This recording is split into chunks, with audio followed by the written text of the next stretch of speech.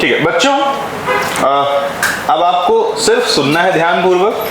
हम लोग आज न्यूट्रलाइज करेंगे एटॉमिक रेडियस के बारे में। किसके बारे में? Atomic radius. पूरे कंटेंट को बहुत सिस्टमैटिक वे में। तो चलते चलें साथ में। लिखिए, फर्स्ट हेडिंग डाल दें, atomic radius.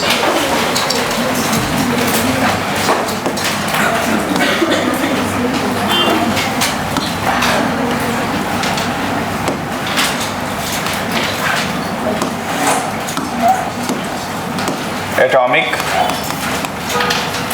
Radius. Atomic radius में बच्चों सबसे पहले लिख देना कि the sharp boundary of electron is not defined. The sharp boundary of electron is not defined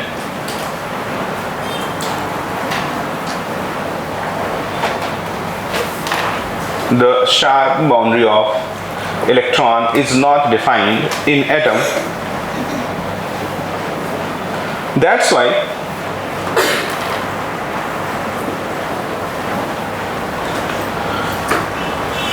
radius of isolated atom cannot be calculated. That's why radius of isolated atom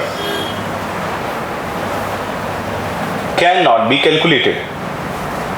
Aditya भाई, इस चीज से आप पहले फैमिलियर होंगे कि जैसे किसी एटम में न्यूक्लियस के चारों तरफ आइडियल सर्कुलर पाथ पर इलेक्ट्रॉन घूमता नहीं है, ऐसा माना जाता है। वो इलेक्ट्रॉन नहीं होता, इलेक्ट्रॉन क्लाउड होता है। मैंने आपको पीछे एटॉमिक स्ट्रक्चर में पढ़ाया भी, तो मैंने बताया कि ये जो है सर्कुलर पाथ पे कैसा मोशन होता है, एक तरह से वेव मोशन जैसा मान सकते हो। तो अगर मैं इस रेडियस को यहां से यहां कैलकुलेट करूं तो उसका डेटा कुछ आएगा, बोलो हाँ। अगर इसी रेडियस को मैं यहां से यहां कैलकुलेट कर दूं तो उसका डेटा कुछ आएगा। इसी को मैं यहां से यहां कैलकुलेट कर दूं तो उसका डेटा कुछ आएगा, यानी R1, R2, R3। एक ही एटम में एक से ज्यादा रेडियस आ गए कि नहीं, जो कि बहुत ही अनैतिक और अनुचित बात थी कि नहीं। इसलिए आपने क्या लिखा है कि किसी भी आइसोलेटेड एटम में एटॉमिक रेडियस कभी भी निकाला नहीं जा सकता है। फट से ड्रॉ कर दीजिए। R1 is not equals to R2 is not equals to R3। Rough diagram बनाइए, ज्यादा उसमें टाइम पास मत करिएगा। एक ही एटम में एक से ज्यादा रेडियस की पॉसिबिलिटी आ गई, जो कि बिल्कुल ही गलत बात है।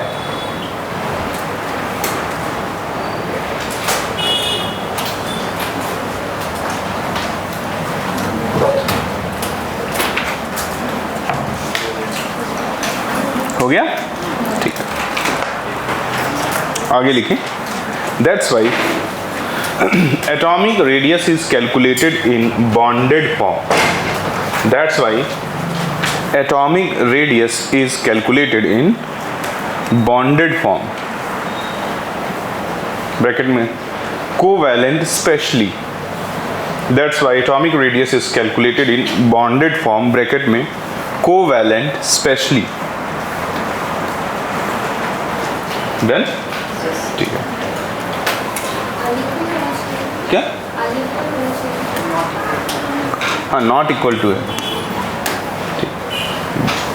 बोला लगाया नहीं, अंडरस्टूड है। इतना हो गया, ठीक है। अब लिखिएगा types of atomic radius. Types of atomic radius, थोड़ा रफ्तार में काम करिएगा। एटॉमिक रेडियस के जब हम टाइप की बात करेंगे तो सबसे पहले लिखिएगा single bonded covalent radius. Types of atomic radius में तो first heading is single bonded covalent radius. बच्चों आओ सिंगल बॉन्डेड कोवैलेंट रेडियस को देखते हैं। ये दो टाइप का होता है। कितने टाइप का? जब कोवैलेंट बॉन्ड जो है दो सेम एटम के बीच बने, जैसे कि मान लीजिए मैं एग्जांपल दे दूं H2 का, मान लीजिए मैं एग्जांपल दे दूं Cl2 का, मान लीजिए मैं एग्जांपल ले लूं Br2 का, मान लीजिए मैं एग्जांपल ले दूं N2 का। नहीं, क्योंकि N2 में सिंगल बॉन्ड नहीं है। हेडिंग क्या है? Single bonded covalent radius. मान लीजिए कि मैं एग्जांपल ले देता हूं I2 का। बोलो हाँ। अब यहां पर देखो, जिन दो एटम के बीच में बॉन्ड बन रहा है वो दोनों एटम सिमिलर हैं कि नहीं? यानी अगर एक को A माना तो दूसरे को भी क्या मान दूंगा? A। पक्का? दूसरी पॉसिबिलिटी एक ऐसी है कि जब दो डिफरेंट एटम के बीच बॉन्ड बने, दो डिफरेंट एटम के बीच बॉन्ड बने, यानी एक A हो तो दूसरा क्या हो? B हो। कह दो हाँ।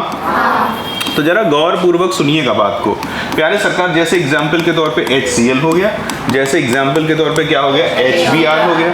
जैसे मान लो कि जो है बहुत सारे ऐसी पॉसिबिलिटीज हैं कि नहीं जिनमें दोनों एटम सेम ना हो, और यानी कि कोवैलेंट रेडियस हम दो प्रकार का पढ़ेंगे मुख्य रूप से। इधर देखो बेटा, तो मेनली टू टाइप का। पहला क्या है कि जब दो सेम एटम के बीच में बॉन्ड बना हो, और दूसरा क्या है? जब दो डिफरेंट एटम के बीच में बॉन्ड बना हो। जब मेरे सरकारों दो डिफरेंट एटम के बीच में बॉन्ड बनता है तो ये बात बहुत ज्यादा इंपॉर्टेंट हो जाती है, वेरी इंपॉर्टेंट हो जाती है। तो रुको, पहले हम इसको न्यूट्रलाइज कर देते हैं। जो सेंटर टू सेंटर यानी इंटर न्यूक्लियर डिस्टेंस होता है उसे ही बॉन्ड लेंथ बोला जाता है। और केमिस्ट्री में एक प्रोसेस होता है X ray diffraction. X ray diffraction के थ्रू हम मॉलिक्यूल के बॉन्ड लेंथ को एक्सपेरिमेंटल तौर पे जान सकते हैं। यानी कि साइंस में ऐसी व्यवस्था मौजूद है कि उसके हेल्प से हम किसी मॉलिक्यूल में जो इंटर न्यूक्लियर डिस्टेंस है उसे हम क्या कर सकते हैं? जान सकते हैं। आई बात समझ में? ठीक है, तो देखना, सबसे पहली बात को, जो इंटर न्यूक्लियर डिस्टेंस है उसे ही बॉन्ड लेंथ कहते हैं। क्या कहते हैं? जानते हो ये बात? ठीक है। और जो बॉन्ड लेंथ का आधा होता है उसे CVR का मतलब है कोवैलेंट रेडियस। तो कोवैलेंट रेडियस क्या होता है? BL divided by 2। जो बॉन्ड लेंथ का आधा होगा उसे ही क्या बोलते हैं? कोवैलेंट। भाई अब अकेले किसी एटम का रेडियस नहीं जाना जा सकता तो बॉन्डेड फॉर्म में निकाल लो। कुछ न जानने से बेहतर है कुछ जानना। ये आइडियल वैल्यू नहीं है लेकिन कुछ तो वैल्यू है। नहीं समझा? समझा? ठीक है। तो सबसे पहली चीज, जो सेंटर टू सेंटर जो दूरी होगी उसे क्या बोलते हैं? Inter nuclear distance. और इंटर न्यूक्लियर डिस्टेंस को ही अपन क्या बोलते हैं? बॉन्ड। ये कैसे पता लगता है? It is calculated by X ray diffraction. ये एक प्रक्रिया होती है, एक मेथड। जैसे एक्स रे से पता लग जाता है शरीर के किस हिस्से में फ्रैक्चर है, वैसे एक्स रे डिफ्रैक्शन एक ऐसा मेथडोलॉजी है जिससे पता लग जाता है किसी मॉलिक्यूल में जो एटम्स इन्वॉल्व हैं उनके बीच इंटर न्यूक्लियर डिस्टेंस क्या है। उम्मीद करता हूं समझ में आया होगा। ये हो गया हमारा बॉन्ड लेंथ का आधा क्या? Covalent radius. ठीक है।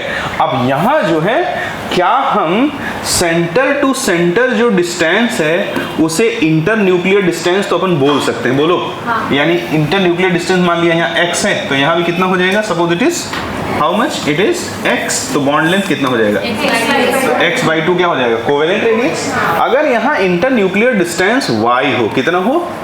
y हो, तो क्या y/2 को अपन कोवैलेंट रेडियस बोल सकते हैं? y/2 को कोवैलेंट रेडियस नहीं बोल सकते। पूछो क्यों? ये जो इंटर न्यूक्लियर डिस्टेंस है उसमें दोनों का आधा आधा कंट्रीब्यूशन थोड़ी है। देखो ध्यान से, इंटर न्यूक्लियर डिस्टेंस है जो, क्या बोला बच्चों?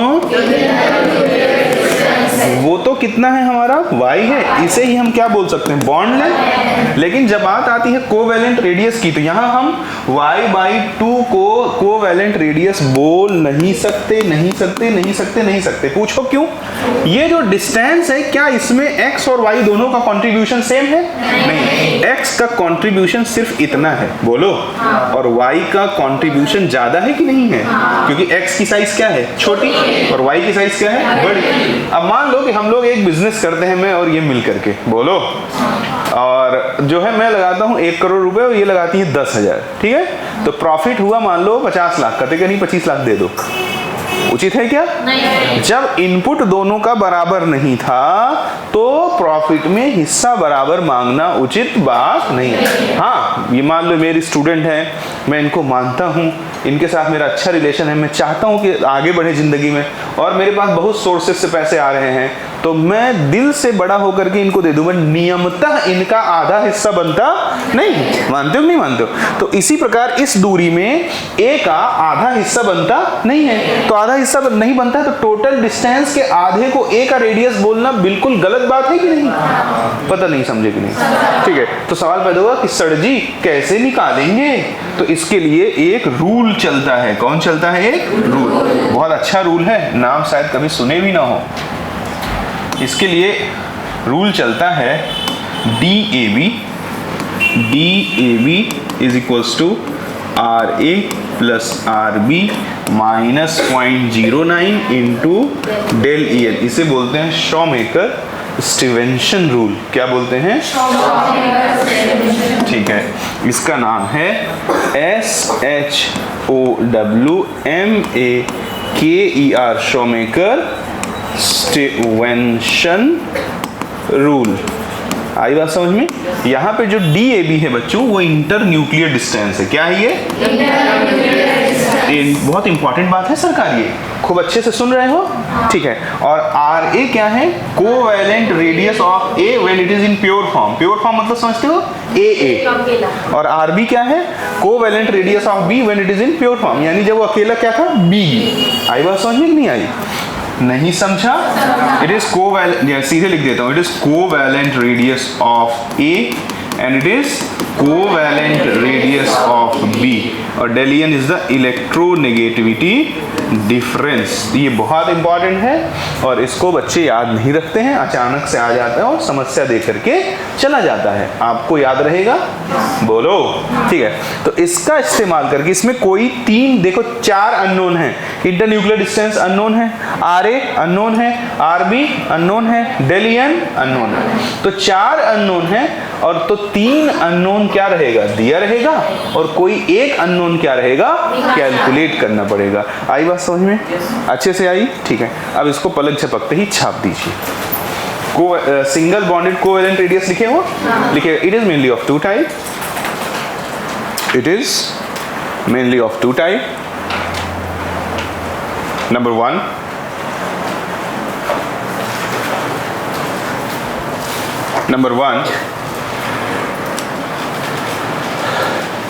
when both the atoms are same. Number 1, when both the atoms are same. Number 2,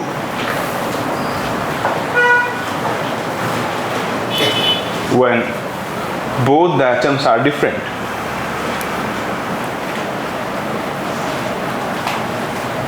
ठीक है, अब सेम वाले के लिए ये बात लिख दीजिए और डिफरेंट वाले के लिए ये बात लिख दीजिए। फिर एक छोटा सा क्वेश्चन ले देता आपको।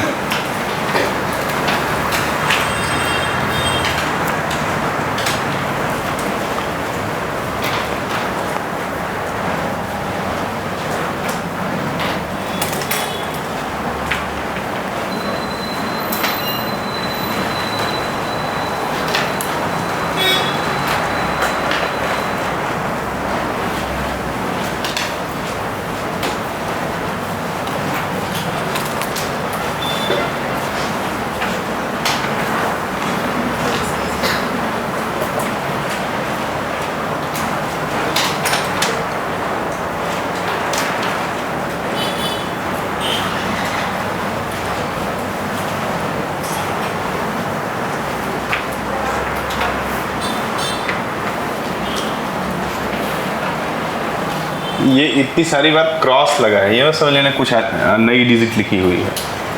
क्रॉस लगा का ऐसा नहीं होगा बेटा। इतनी जल्दी तो नहीं जाने की सोच रहा था मैं।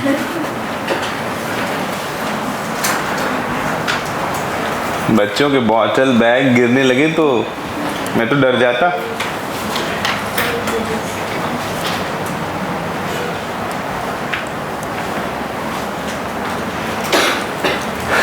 रिपीटर के पास तो कोई ऑप्शन नहीं। मेहनत।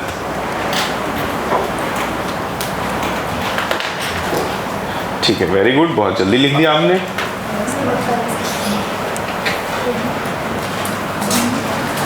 लवकर लवकर लिहा.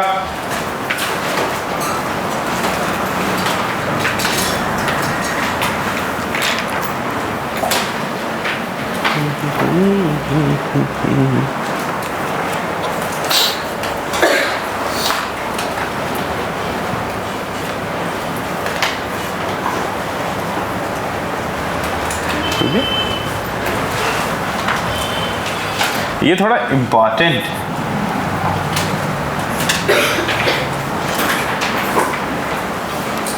इस हिसाब से तो बहुत टाइम लग जाएगा.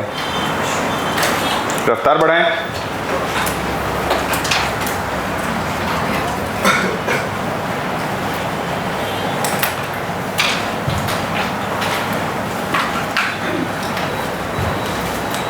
हो गया? ठीक है. एक क्वेश्चन लिखिए. Calculate the internuclear distance in HF molecule. Calculate the internuclear distance in HF molecule if RH,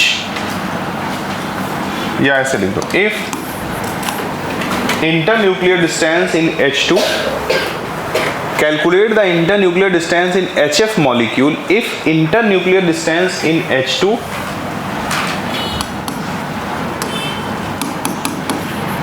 is 0.72 angstrom and internuclear distance in F2 is 1.44 angstrom.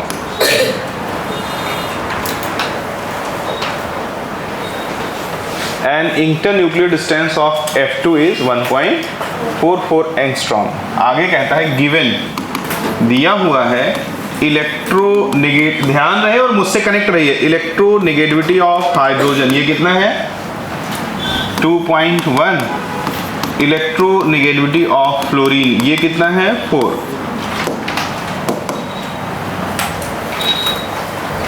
Same question हो गया कि नहीं? अगर आप HF को साथ साथ लिखते रहें, HF को बारीकी से देखें तो ये दो डिफरेंट एटम के बीच बना हुआ कोवेलेंट बॉन्ड है कि नहीं? यानी यहाँ पर आप शॉमेकर स्टीवेंसन रूल का इस्तेमाल कर सकते हैं. क्या है वो? DHF बोल सकता हूँ क्या?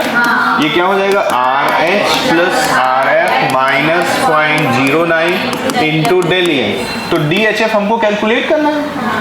RH क्या हो जाएगा? हमें इंटरन्यूक्लियर डिस्टेंस दिया है, रेडियस से ये क्या करूँ, रोने लगो, 0.72 डिवाइडेड बाई 2 कर दूंगा तो आ जाएगा कि नहीं? तो तिहाई 6 और 2 छंग 12. बोलो हाँ. अगर मुझे इंटरन्यूक्लियर डिस्टेंस F2 में दिया है and I am interested for covalent radius तो मैं 1.44 को डिवाइड बाई 2 कर दूंगा, 0.72 आ गया. Is that clear? तो यहां से हमको RH मिल गया 0.36 और ये कितना मिल गया 0.72 माइनस 0.09. डेलियन की वैल्यू कितनी हो जाएगी?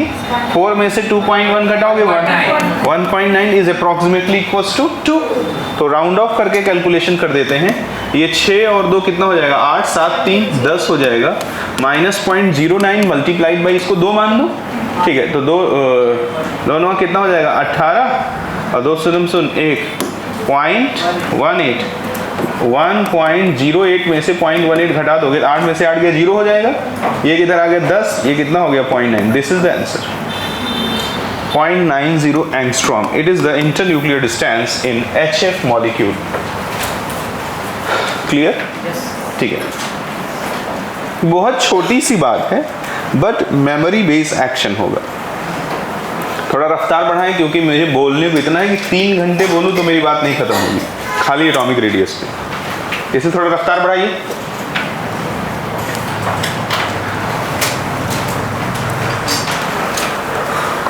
ये हम लोगों ने HF मॉलिक्यूल के केस में चीज़ों को देखा. उम्मीद करता हूँ आगे आप अपने मन से कर लेंगे.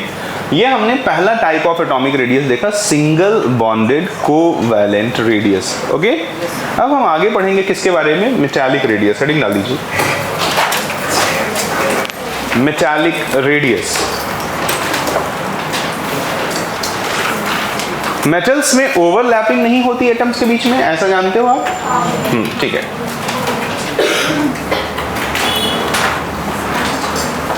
तो मेटालिक रेडियस क्या होता है, गौरपूर्वक सुने। आपने सबसे पहले क्या पढ़ा, कोवेलेंट रेडियस। अब दूसरा क्या, कोवेलेंट रेडियस कितने टाइप का था, 2 टाइप का, जब 2 सेम एटम के बीच हो और जब 2 डिफरेंट एटम के बीच हो। अब आप क्या पढ़ने चल रहे हो, मेटालिक रेडियस। तो ध्यान से देखें, अगर मैं किसी मेटल क्रिस्टल के क्रॉस सेक्शन व्यू का फोटो खींच लूं और फोटो खींच के मान लो कि मैंने ये देख लिया, ये एक एटम है और ये एक दूसरा एटम है, बोलो हाँ, तो यहाँ तो बिल्कुल शार्प है कि नहीं, जो इनका इंटर न्यूक्लियर डिस्टेंस होगा उसका जो आधा होगा वो एग्जैक्ट शार्प एटॉमिक रेडियस होगा कि नहीं होगा। तो हम क्या बोल देंगे कि मेटालिक रेडियस में कि मान लीजिए ये डिस्टेंस कितना आ गया, सपोज इट इज x, तो जो मेटालिक रेडियस होगा वो कितना हो जाएगा, x/2। तो लिखिएगा half of the inter nuclear distance, half of the internuclear distance of 2 metal atoms adjacent to each other, half of the internuclear distance of 2 metal atoms adjacent to each other, half of the internuclear distance of 2 metal atoms adjacent to each other in any metallic crystal, in any metallic crystal is called metallic radius. In any metallic crystal is called metallic radius. बोलो बाबू, note कर दिया इतना। प्यारे सरकार, covalent bond जो बनते थे उसमें दोनों एटम आपस में थोड़े घुसे रहते थे। आप ही लोगों से बात कर रहा मैं, तो मुझे भी तो एहसास होना चाहिए, आई कांटेक्ट रहे, उधर उधर देख रहे हो। जो कोवैलेंट बॉन्ड रहता है उसमें क्या रहता है, उसमें दोनों एटम एक दूसरे में ओवरलैप रहते हैं। तो inter nuclear distance relative to वो केस जहां पे ओवरलैप नहीं है कम होगा कि ज्यादा, कम होगा। जहां पे ओवरलैपिंग नहीं है वहां इंटर न्यूक्लियर डिस्टेंस क्या होगा, कितना %, पक्का ना। और जहां पे ओवरलैपिंग हुआ एक दूसरे घुसे रहेंगे वहां इंटर न्यूक्लियर डिस्टेंस क्या हो जाएगा। ये तो बिल्कुल सामान्य लॉजिक है, ठीक है। तो अगर इतनी बात तुम्हें समझ में आती है तो तुम यहाँ एक चीज लिख सकते हो, पूछो क्या, कि मेटालिक रेडियस जो होता है वो बड़ा होगा किससे, कोवैलेंट। और मेटल एटम की साइज जो है वो थोड़ा, कोवैलेंट बॉन्ड कौन बनाते हैं, नॉन मेटल्स, बोलो, मेटल्स तो आयनिक बॉन्ड बनाते हैं ना, पक्का। तो मेटल की साइज भी क्या होती है, कोवैलेंट बॉन्ड बनाने वाले नॉन मेटल एटम से थोड़ी बड़ी होती है। तो इसका मतलब कि मैं दहाड़ के ये बात बोल सकता हूँ, क्योंकि एटम भी बड़ा है और साथ साथ ओवरलैपिंग की भी पॉसिबिलिटी रूल आउट हो रही है, तो मैं कह सकता हूँ कि मेटालिक रेडियस कोवैलेंट रेडियस से क्या होता है, पक्का, नोट कर लीजिए।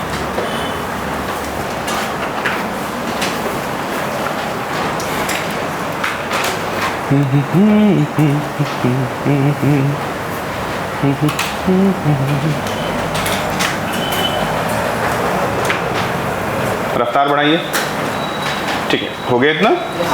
आगे अपन पढ़ेंगे किसके बारे में, आगे अपन पढ़ेंगे वैन डर वाल रेडियस के बारे में। किसके बारे में, van der Waals radius, van der Waals radius is very important, बहुत ज्यादा इंपॉर्टेंट है ये। पूछो कैसे, प्रीवियस ज्ञान आपका ये तो कहता होगा ना कि लेफ्ट टू राइट जाने पर इफेक्टिव न्यूक्लियर चार्ज, इसलिए एटॉमिक रेडियस। तो जो अगर मैं बात करूं फ्लोरीन और नियॉन में, तो नियॉन छोटा होना चाहिए और फ्लोरीन बड़ा होना चाहिए। वह हाँ तो कह दे, क्योंकि नियॉन किधर पड़ता है, राइट, और फ्लोरीन किधर पड़ता है, लेफ्ट। भाई लेफ्ट टू राइट जाओगे तो पहले फ्लोरीन आएगा फिर नियॉन आएगा ना, तो फ्लोरीन का रेडियस तो नियॉन से बड़ा होना चाहिए, बट होता छोटा है। ऐसी बहुत सारी बातें अपने जो है मैं आपको एक कॉन्क्रीट कॉन्सेप्ट दूंगा, तो ध्यान से सुनना बातों को। प्यारे सरकार, वैन डर वाल रेडियस बहुत इंपॉर्टेंट है। पहले इसके बारे में आप एक एजम्पशन डेवलप करें, अवधारणा। होता क्या है, जैसे मान लीजिए कि Cl2 मॉलिक्यूल है, बोलो, इसका फिजिकल स्टेट क्या होता है, गैस, बोलो। अब 2 Cl2 ले लिया मैंने, ये देख लीजिए। अब एक Cl2 ये है, इनके बीच थोड़ी ओवरलैपिंग होगी, आपसी इनका कुछ इंटर न्यूक्लियर डिस्टेंस होगा, सपोज दिस इज Y। दूसरा जो Cl2 मॉलिक्यूल है वो पास में भी लिख सकता हूं, दूर भी लिख सकता हूं। मान लीजिए कि यहाँ इसके भी बीच इंटर न्यूक्लियर डिस्टेंस कितना होगा, y ही होगा, because this one is Cl2 and this one is also Cl2। अब एक मॉलिक्यूल का क्लोरीन लो और दूसरे मॉलिक्यूल का क्लोरीन लो, दोनों क्लोरीन सेम मॉलिक्यूल के ना हो और उनके बीच जो डिस्टेंस है उसका आधा कर दो तो उसको क्या बोलते हैं, कोवैलेंट रेडियस। उम्मीद करता हूं आपको समझ में आया होगा। दो क्लोरीन मॉलिक्यूल है, बोलो, आपस में दो क्लोरीन एक दूसरे से कोवैलेंट बॉन्ड के थ्रू बंधे हुए हैं, ठीक है। तो दोनों क्लोरीन के अलग अलग एटम लो, तो एक क्लोरीन का एक क्लोरीन एटम लो, दूसरे क्लोरीन का दूसरा क्लोरीन एटम लो और उनके बीच का जो इंटर न्यूक्लियर डिस्टेंस है उसका क्या कर दो, आधा कर दो, तो उसे क्या बोलते हैं अपन, कोवैलेंट रेडियस। क्या बोलते हैं उसे, तो suppose this distance is y, तो अगर सॉरी वैन डर वाल, तो वैन डर वाल रेडियस अगर निकाला हो तो अपन क्या बोलेंगे, y/2। तो जरा बताओ ये y डिस्टेंस काफी बड़ा है कि नहीं, अबे बोलना यार, क्योंकि इनके बीच में कोई ओवरलैपिंग नहीं है और साथ साथ में उनके बीच देखो थोड़ा गैप भी है, थोड़ी डिस्टेंस भी है मेरे प्यारे, पक्का ना। तो इसे क्या बोलते हैं, वैन डर वाल रेडियस। उम्मीद करता हूँ समझ में आया होगा प्यारे सरकार। वैन डर वाल रेडियस सबका काका होता है, सबसे बड़ा होता है वैन डर वाल रेडियस। अब कोई कहे क्यों बड़ा होता है तो तुम उसका 2 मिनट में उसको जवाब दे दोगे कि नहीं कि क्यों बड़ा होता है, क्योंकि वैन डर वाल रेडियस नापने का तरीका देख लो कैसा है, वो बड़ा नहीं होगा, पक्का। सबकी लंबाई पंजे से नापी जाती है और इनकी लंबाई कोई कमर से नाप दे तो ये छोटी नहीं आ जाएंगी, बोलो, अगर इनकी लंबाई कमर से ही नापनी है कितनी लंबी है तो ये हमेशा छोटी आएंगी सबसे। कहो क्लास के सबसे छोटे बच्चे से छोटा आ जाए, हाँ या ना, क्योंकि इनकी लंबाई नापने का सिस्टम क्या है, कमर से नापा जा रहा है, बोलो। तो ये वैन डर वाल रेडियस नापने का सिस्टम क्या है, दो अलग अलग मॉलिक्यूलों के वो दो एटम जो एक साथ नहीं है, जैसे कि इसका एक क्लोरीन लिया तो दूसरे का एक क्लोरीन ले लो, उनके बीच का जो इंटर न्यूक्लियर डिस्टेंस है उसके आधे को बोलते हैं वैन डर वाल रेडियस। तो बताओ वो ज्यादा होगा कि नहीं होगा, this is the reason that van der Waals radius सबसे बड़ा होता है, उसके बाद कौन होता है, and after that comes covalent radius. शायद मैं आपको अपनी बातें समझा चुका हूं और आप शायद मेरी बातें समझ भी चुके होंगे। मेथड नापने का तरीका अलग है ना, तो कन्फ्यूज मत होना, समझे क्या, पक्का, कितना परसेंट पक्का, 100%। अब कहो मून, राइट। जो वैन डर वाल रेडियस होता है रफली वो 2 इंटू कोवैलेंट रेडियस के बराबर होता है। क्या बोला मैंने, जो वैन डर वाल रेडियस होता है वो 2 इंटू कोवैलेंट रेडियस के बराबर। एग्जैक्टली नहीं, रफली। तो कहीं आपको अचानक से क्या किया, क्लोरीन का CVR दे दिया और खुजाल कर रहा है तुमको कि क्या निकालो उसका, VWR, van der Waals radius. अब तुम कहो साला कैसे निकालूं, तो तुमको कुछ नहीं करना है, इस रिलेशन का इस्तेमाल करना है, इंपॉर्टेंट है, स्टार लगा दें इस पे, ठीक है। तो वैन डर वाल रेडियस में लिखिएगा the half of the internuclear distance of 2 atom which is not bonded with each other. The half of the internuclear distance, the half of the internuclear distance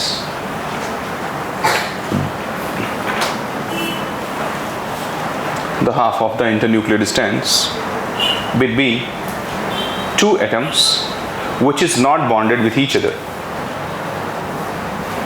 is called, which is not bonded with each other is called van der Waal radius.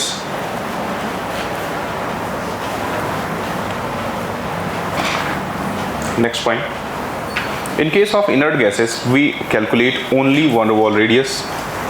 पूछो क्यों, क्योंकि bonded कहाँ होते हैं, we calculate, और कोई possibility है क्या, in case of inert gases, मन शांत करो, एनर्जी को एक डायरेक्शन में फ्लो कराओ, in case of inert gases we will calculate only van der Waal radius. Next point, van der Waal radius is calculated in solid state. Van der Waal radius is calculated in solid state.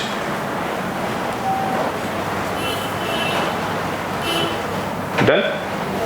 अब इस बात को अगर तुम्हारे दिल में नहीं घुसा है प्राची तो दिल में घुसाओ। क्या बात, कि कोवैलेंट रेडियस देखो, ये दूरी नॉर्मल दूरियों से ज्यादा आएगी कि नहीं, नजर ऊपर कर लो, कारण क्योंकि ये दोनों बॉन्डेड नहीं है। तो कैलकुलेट करने के मेथडोलॉजी को समझो, अदरवाइज फैसला करने में समस्या होगी।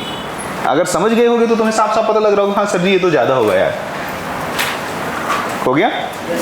और लोगों को अगर ये लगता हो कि सॉलिड में बिल्कुल चीज़ें एक दूसरे के पास पास होती हैं तो ये बिल्कुल अनैतिक बात है। तुम्हें ऐसा नहीं लगना चाहिए, क्योंकि तुमने सॉलिड स्टेट नाम की यूनिट पढ़ी होगी कि नहीं पढ़ी थी?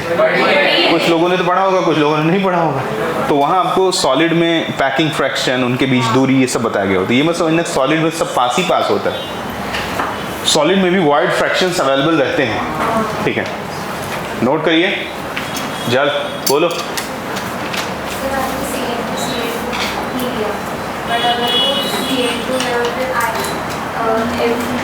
ऐसा क्यों करना? किसी चीज की लिमिटेशन है ना, दो सेम मॉलिक्यूल होने चाहिए ना, ऐसा थोड़ी कुछ और कुछ और। क्लोरीन का ही वॉन डेर वाल प्रेडिक्ट करोगी ना। हो गया, ठीक है। अगला हेडिंग डाल दीजिए। ये सारी बातें लिख दिया आपने? ठीक है, ओके। एक्चुअली क्या बहुत ज़्यादा बोलना है ना, इसलिए थोड़ा मैं आई एम इन हरी।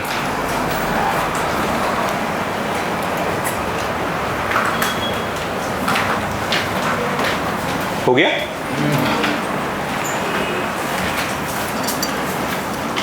चलो, वेरी गुड, बहुत जल्दी लिखा आपने, इसके लिए आपका बहुत बहुत धन्यवाद।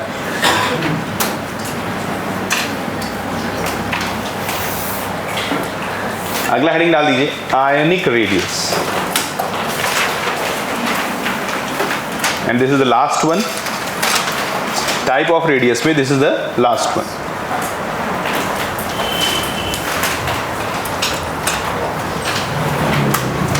आयनिक रेडियस को समझने से पहले ये आप जान लें कि आयंस क्या होते हैं। ये तो आपको मालूम ही होगा, फिर भी मैं अपना कोरम पूरा कर देता हूँ। देखो, जो भी मेटल होते हैं वो सबके सब क्या बनाते हैं?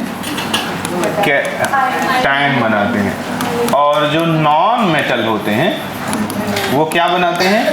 एनायन। शायद आपको मालूम हो, ना मालूम हो तो आगे मैं बता ही दूंगा। अब कैटायन जो है उस पर पॉजिटिव चार्ज होता है और एनायन पे कैसा चार्ज होता है? नेगेटिव। सामान्य तौर पे देखा गया है कि जो एनायन का रेडियस होता है, लिखते चले साथ साथ, वो कैटायन के रेडियस से क्या होता है? बड़ा होता है। लेकिन ये बात हमेशा सच नहीं होती, नॉट ऑलवेज, नॉट ऑलवेज। एक मॉलिक्यूल ऐसा मौजूद है जिसका नाम है CaF2। क्या नाम है? CaF2। अगर CaF2 को माइन्यूटली देखा जाए तो इसमें जो R कैटायन है वो बड़ा होता है किससे? R एनायन से। उम्मीद करता हूँ आपको मेरी बातें समझ में आई होंगी। बहुत ही नॉर्मल सी बात है। ये तो कुछ एक्सटर्नल जानकारी हो गई। अब अपन सीधी बात करेंगे किसकी? आयनिक रेडियस की। तो किसी कैटायन में न्यूक्लियस से अधिकतम वह दूरी जहां पे कौन मौजूद है? इलेक्ट्रॉन। न्यूक्लियस से वहां तक की दूरी जहां पर कैटायन में क्या मौजूद है? इलेक्ट्रॉन। उसे क्या बोल देंगे? Cationic radius. और किसी एनायन में भी वही बात है। एनायन थोड़ा कैटायन से क्या होगा? बड़ा। न्यूक्लियस से अधिकतम वह दूरी जहां तक कौन मौजूद है? इलेक्ट्रॉन। उसे क्या बोल देंगे? Anionic radius. डन? तो लिखिएगा, distance from the nucleus to outermost electron is called ionic radius. Distance from the nucleus to, rough definition है, distance from the nucleus to outermost electron is called ionic radius. Is called ionic radius. ठीक, done, बात खत्म हो गई। अब खेल शुरू होगा। अब तक तो फोकट की बातें चल रही थी, ठीक है। अब जरा आप हेडिंग डाल दें, फैक्टर अफेक्टिंग एटॉमिक रेडियस। बिल्कुल भी आपको मैं एक लिमिटेड समय ही दे पाऊंगा लिखने के लिए, इसलिए आप काम फटाफट करते रहिएगा। Factor affecting the atomic radius, ठीक है। सबसे पहला लिखिएगा एडिशन ऑफ शेल, और उसके ब्रैकेट में लिख दीजिएगा when we move from top to bottom. Addition of shell when we move from top to bottom.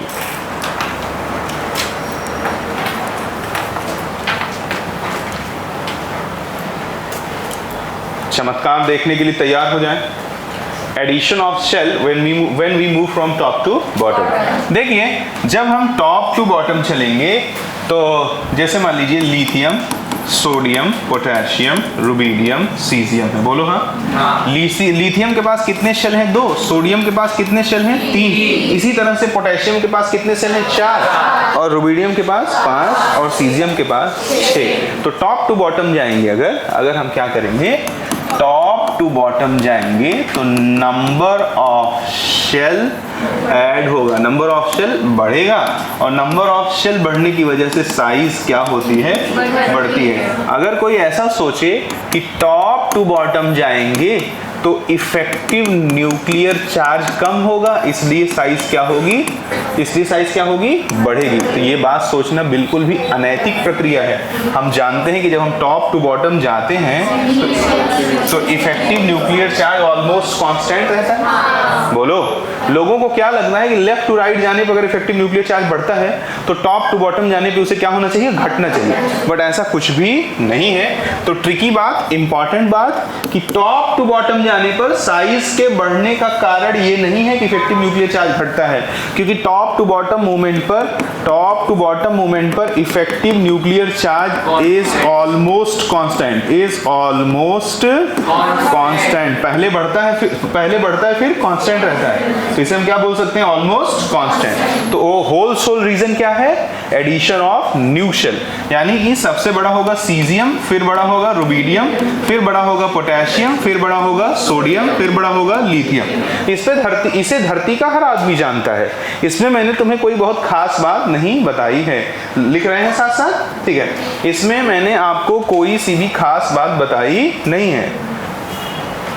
रुको, स्टॉप राइटिंग, स्टॉप, नहीं तो बहुत टाइम लग जाएगा।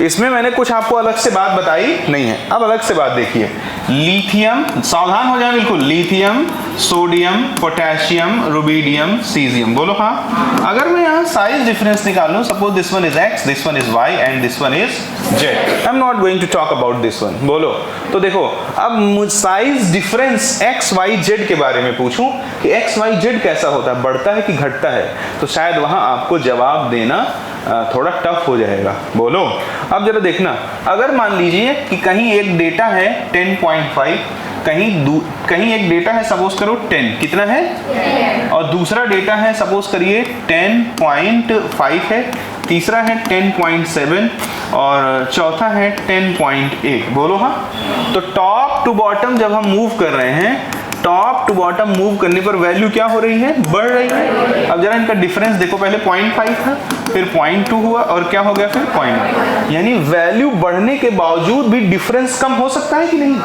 आवाज नहीं आई?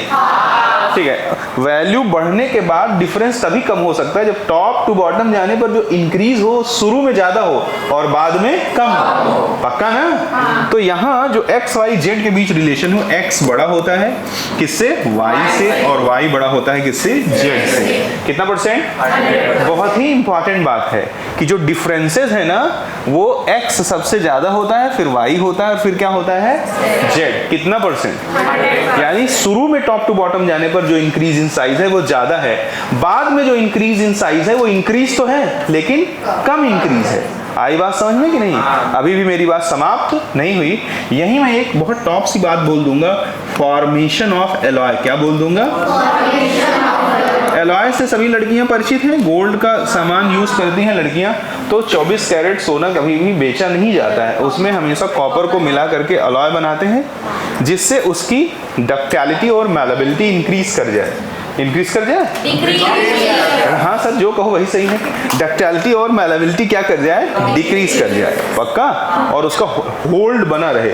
मान लो डायमंड खरीदा तुमने 5 लाख रुपए का और उसको 24 कैरेट के सोने में लगवा लिया और तुम्हें केमिस्ट्री नहीं आती थी, तो अब 24 कैरेट के सोने में जो डायमंड लगा है, तुम जेब में हाथ डालोगे, हाथ इधर उधर रगड़ाएगा, तो क्या है, वो डक्टाइल और मैलेबल होता है ना सबसे ज्यादा, तो छुल जाएगा उसमें से और डायमंड गिर जाएगा। बोलो, और आपके दिल पे छुरी चल जाएगी कि नहीं? तो इसलिए उसको हमेशा जितना महंगा डायमंड उतना घटिया गोल्ड में असेंबल किया जाता है, जिससे उसकी पकड़ उस पर क्या रहे, मजबूत रहे। तो एलॉय का क्या मतलब होता है, मिक्सिंग ऑफ टू और मोर देन टू मेटल्स। और मिक्सिंग की सबसे खास जरूरत जो है, एक जैसा होना है। अगर मैं चावल के एक बोरी में 1 किलो गेहूं डाल के उसको पूरा हिला दूं तो मिक्स हो जाएगा? क्या तुम ऐसे ऐसे पकड़ के जो है गेहूं निकाल सकते हो? उसको निकालोगे, एक एक करके अलग करना पड़ेगा कि नहीं? बट चावल की एक बोरी में एक ईंट रख दूं खूब बड़ा सा, तो हाथ डाल के सीधे ईंट निकाल के बाहर फेंक दोगे कि नहीं फेंक दोगे? What is the reason? ईंट की साइज चावल के साइज के कंपेयर में बहुत बड़ी थी, तो उसको अपन क्या कर सकते हैं, इजिली सेपरेट कर सकते हैं। बट गेहूं की साइज चावल की साइज के कंपेयर में ऑलमोस्ट कंपेरेबल साइज था। कंपेरेबल साइज मतलब समझते हो, एक जैसी समानता थी उनमें, इसलिए उसको सेपरेट करने के लिए पूरा टंटेबाजी करनी पड़ेगी कि नहीं करनी पड़ेगी? इससे क्या सीखा तुमने कि जो सेम साइज की चीजें होती हैं आसानी से मिक्स हो जाती हैं। उम्मीद करता हूं समझ में आया होगा। तो एलॉय फॉर्मेशन में लिथियम जो है ना, वो किसी के साथ एलॉय नहीं बनाता। पूछो क्यों?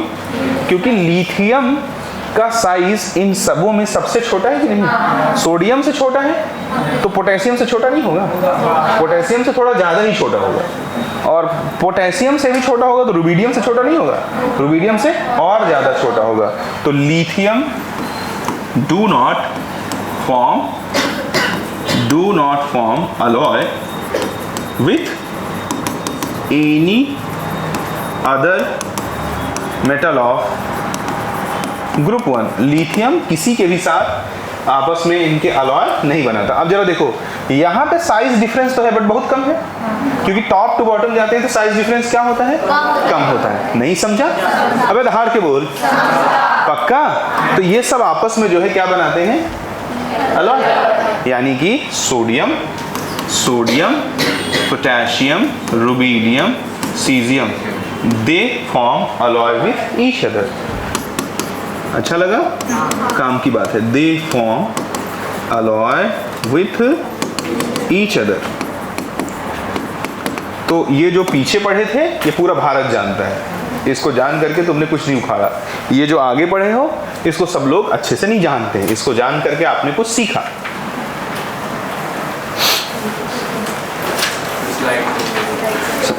सुनो आगे चलते हैं, समझिएगा? नहीं तो हाँ बहुत टाइम वेस्ट हो जाएगा और मुझे बहुत ज़्यादा पढ़ाना है, समझिएगा? ठीक है, देखो ध्यान से, ये हो गया। अब आगे चलते हैं। ग्रुप वाइज वेरिएशन की अगर हम लोग बात करें, ग्रुप वाइज वेरिएशन की अगर हम बात करते हैं तो समझ लो जहां सर पकड़े वो कमजोर नस है, जहां बुक का रूल नहीं चलता है वहां सर आइडेंटिफाई कर देंगे, और जहां सर ने आइडेंटिफाई नहीं किया इसका मतलब वहां बुक का रूल चलता है। तो देखो मैं आइडेंटिफाई करने जा रहा हूं टॉप टू बॉटम मूवमेंट में ग्रुप 13 को। किसको? ग्रुप 13। इट्स बोरॉन, बाबा, अली, गया, इंडिया, थैला लेकर। बोलो हाँ। अब सामान्य तौर पे अगर किसी से पूछा जाए कि एल्युमिनियम और गैलियम में किसकी साइज बड़ी होगी तो सबको लगेगा कि गैलियम नीचे है, इसलिए गैलियम का रेडियस क्या होगा, ज्यादा होगा एल्युमिनियम के रेडियस से। बट ये बात पूरी तरह से क्या है, गलत। होता क्या है, एल्युमिनियम का जो रेडियस है वो बड़ा होता है गैलियम के रेडियस से। मेरे पास इसका बहुत परफेक्ट और लॉजिकल जवाब है। आपने पीछे मुझसे पढ़ रखा है शील्डिंग इफेक्ट, वहां आपने पढ़ा था कि एस ऑर्बिटल का जो स्क्रीनिंग या शील्डिंग इफेक्ट होता है सबसे ज्यादा होता है, फिर P का, फिर D का, फिर F का होता है। बोलो हाँ। ये क्या हो गया, decreasing order of screening effect. Decreasing order of screening या शील्डिंग इफेक्ट। उम्मीद करता हूं आपको समझ में आया होगा।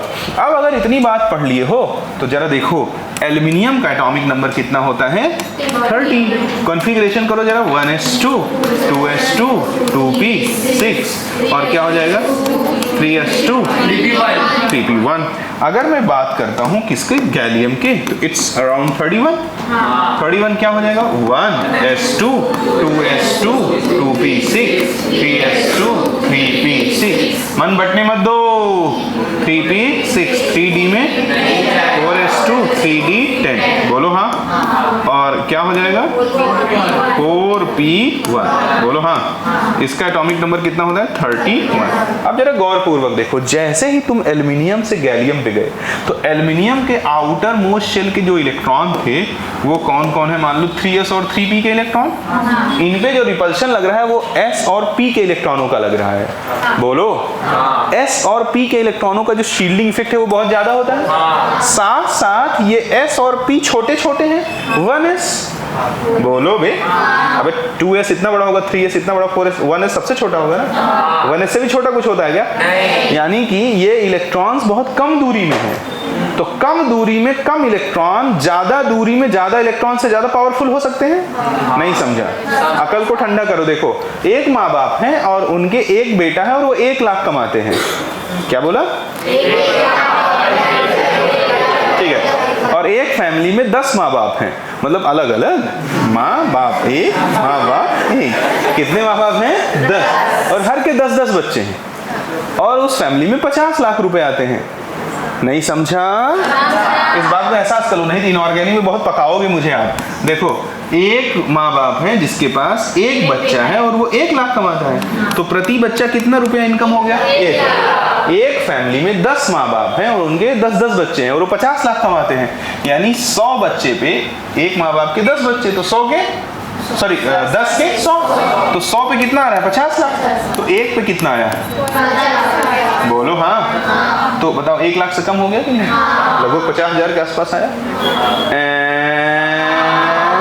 यानी कि ये फैमिली 1 लाख कमा के भी रिच है और वो फैमिली 50 लाख कमा के भी रिच नहीं है उसके कंपेयर में। समझा क्या?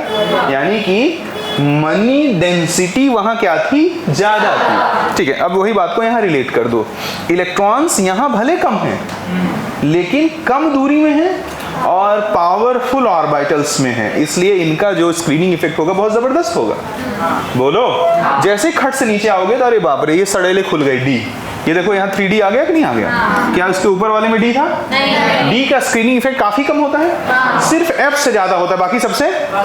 तो अचानक से स्क्रीनिंग स्टेप जैसे इसके नीचे आएंगे, इधर देखो, जैसे इसके नीचे आएंगे स्क्रीनिंग इफेक्ट खट से, और स्क्रीनिंग इफेक्ट के खट से कम होते ही कौन हावी हो जाएगा? Nuclear attraction. क्योंकि न्यूक्लियर अट्रैक्शन तो देखता रहता है कि स्क्रीनिंग इफेक्ट घटा नहीं कि दाब देगा कि नहीं दाब देगा, और साइज को घटा देगा। उम्मीद करता हूँ समझ में आया होगा। तो नहीं समझा? पक्का? तो इसके पीछे का रीजन क्या है? रीजन है, एक लाइन में लिखूंगा और बुद्धिमानों की तरह रिएक्ट करना। Poor shielding effect of 3D subshell. Note कर लीजिए। नोट तो नहीं करना है। पहला डेंजर जोन देखा हमने? ठीक है। क्या एल्युमिनियम क्या होता है गैलियम से? क्या होता है? बड़ा। एल्युमिनियम गैलियम से बड़ा होता है। उम्मीद करता हूँ आपको इतनी बात समझ में आई होगी। अब मैं थोड़ा आपको इसके बाकी, इससे पहले और इसके बाद रेगुलर ट्रेंड चलते हैं। रेगुलर ट्रेंड मतलब समझते हो? जैसे मान लो तुमसे कोई कहता है कि कहे शिव जी सुने पार्वती, इसका एटॉमिक रेडियस बताओ, तो लेड सबसे बड़ा होगा, फिर टिन, फिर जर्मेनियम, फिर सिलिकॉन, फिर कार्बन। क्योंकि टॉप टू बॉटम जाने पर नंबर ऑफ शेल बढ़ता है, नंबर ऑफ शेल बढ़ने से साइज बढ़ती है। कोई तुमसे कहे नाना, पार्टिकल, ऐश्वर्या, सब बीमार, एटॉमिक रेडियस बताओ, तो Bi सबसे ज्यादा, फिर Sb, फिर As, फिर फास्फोरस, फिर नाइट्रोजन। इसी तरह से सबका चलेगा। तो मैं टाइम पास करूं क्या? अच्छा भी नहीं लगता मेरे को। बोलो, समझ में आई बात? कि इससे पहले और इसके बाद हर जगह क्या चलेगा बच्चे? Regular trend. क्या चलेगा? Regular trend. अब देखो डेंजर जोन कहाँ है? डेंजर जोन है, देखो क्वेश्चन में। क्वेश्चन कहता है अरेंज देम, ध्यान पूर्वक देखते चलें, arrange them in decreasing order of atomic radius। सबसे पहला क्वेश्चन है बाबा अली कहे शिव जी। दूसरा क्वेश्चन है कहे शिव जी नाना पाटेकर। तीसरा क्वेश्चन है नाना पाटेकर OS। और चौथा क्वेश्चन है OS फिर कल। ऐसे आ जाएगा आपको और कहेगा इनको एटॉमिक रेडियस के डिक्रीजिंग ऑर्डर में मैनेज करिए। तो चलो मैं इनको एटॉमिक रेडियस के डिक्रीजिंग ऑर्डर में मेरे प्यारे बच्चों मैनेज करने की कोशिश करता हूँ। ये बोरॉन है, ये एल्युमिनियम है, ये कार्बन है और ये सिलिकॉन है। अगर मैं गौर से देखूं तो ये थर्ड पीरियड के एलिमेंट है, ये तो जान लेते हो।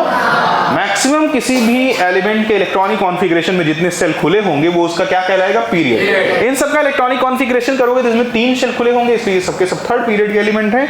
और थर्ड पीरियड के एलिमेंट में 1 नहीं 2 नहीं 3 सेल होगा। They belongs to second period, am I right? They belongs to third period, they belongs to, and how many shells are present in the element of second period? 2। तो second period वाले से third period वाला क्या होगा, बड़ा होगा। ज्यादा तेज हो रहा है तो इसका मतलब एल्यूमिनियम और सिलिकॉन बड़ा होगा बोरॉन और, हम जानते हैं कि when we move from left to right then size is, तो लेफ्ट की तरफ कौन है, सिलिकॉन या एल्यूमिनियम? सिलिकॉन है। बेटा मुझे आके मारो मारो मुझे, कौन है, एल्यूमिनियम है। तो एल्यूमिनियम सिलिकॉन से बड़ा होगा कि नहीं? और बोरॉन और कार्बन में कौन लेफ्ट है? तो that's why boron is also greater than the carbon. Similarly हम सब पे ऐसे कर सकते हैं कि नहीं? एक्सप्लेनेशन यही होगा, ये कार्बन सिलिकॉन नाना पार्टिकल, तो सिलिकॉन और फास्फोरस बड़ा होगा कार्बन और नाइट्रोजन से, तो सिलिकॉन बड़ा होगा फास्फोरस से, तो कार्बन बड़ा होगा नाइट्रोजन से। ऐसे ही यहाँ हम क्या लिख देंगे, nitrogen phosphorus oxygen sulphur, phosphorus sulphur बड़ा होगा नाइट्रोजन और ऑक्सीजन से, फास्फोरस बड़ा होगा सल्फर से, नाइट्रोजन बड़ा होगा ऑक्सीजन से। OS फिर कल सल्फर और क्लोरीन बड़ा होगा ऑक्सीजन और फ्लोरीन से, तो सल्फर बड़ा होगा क्लोरीन से, तो ऑक्सीजन बड़ा होगा फ्लोरीन से। बोलो हाँ, पक्का? बच्चा इसको ऐसे नहीं करता, बच्चा पता नहीं क्या खुजाल करता है, ऐसे कंपेयर करता है। वो ये तो जानता है कि एल्यूमिनियम बोरॉन से बड़ा है, वो ये भी जानता है कि सिलिकॉन कार्बन से बड़ा है, वो ये भी जानता है कि बोरॉन कार्बन से बड़ा है, वो ये भी जानता है एल्यूमिनियम सिलिकॉन से बड़ा है। जब उसका बारी आता है बोरॉन और सिलिकॉन को कंपेयर करने का, तो ऐसे सोचता, देखो एक स्टेप गए घटा, एक स्टेप गए बढ़ा। अब समझे कि नहीं समझे? वो वहां फंस जाता है, समझे कि नहीं? बोलो।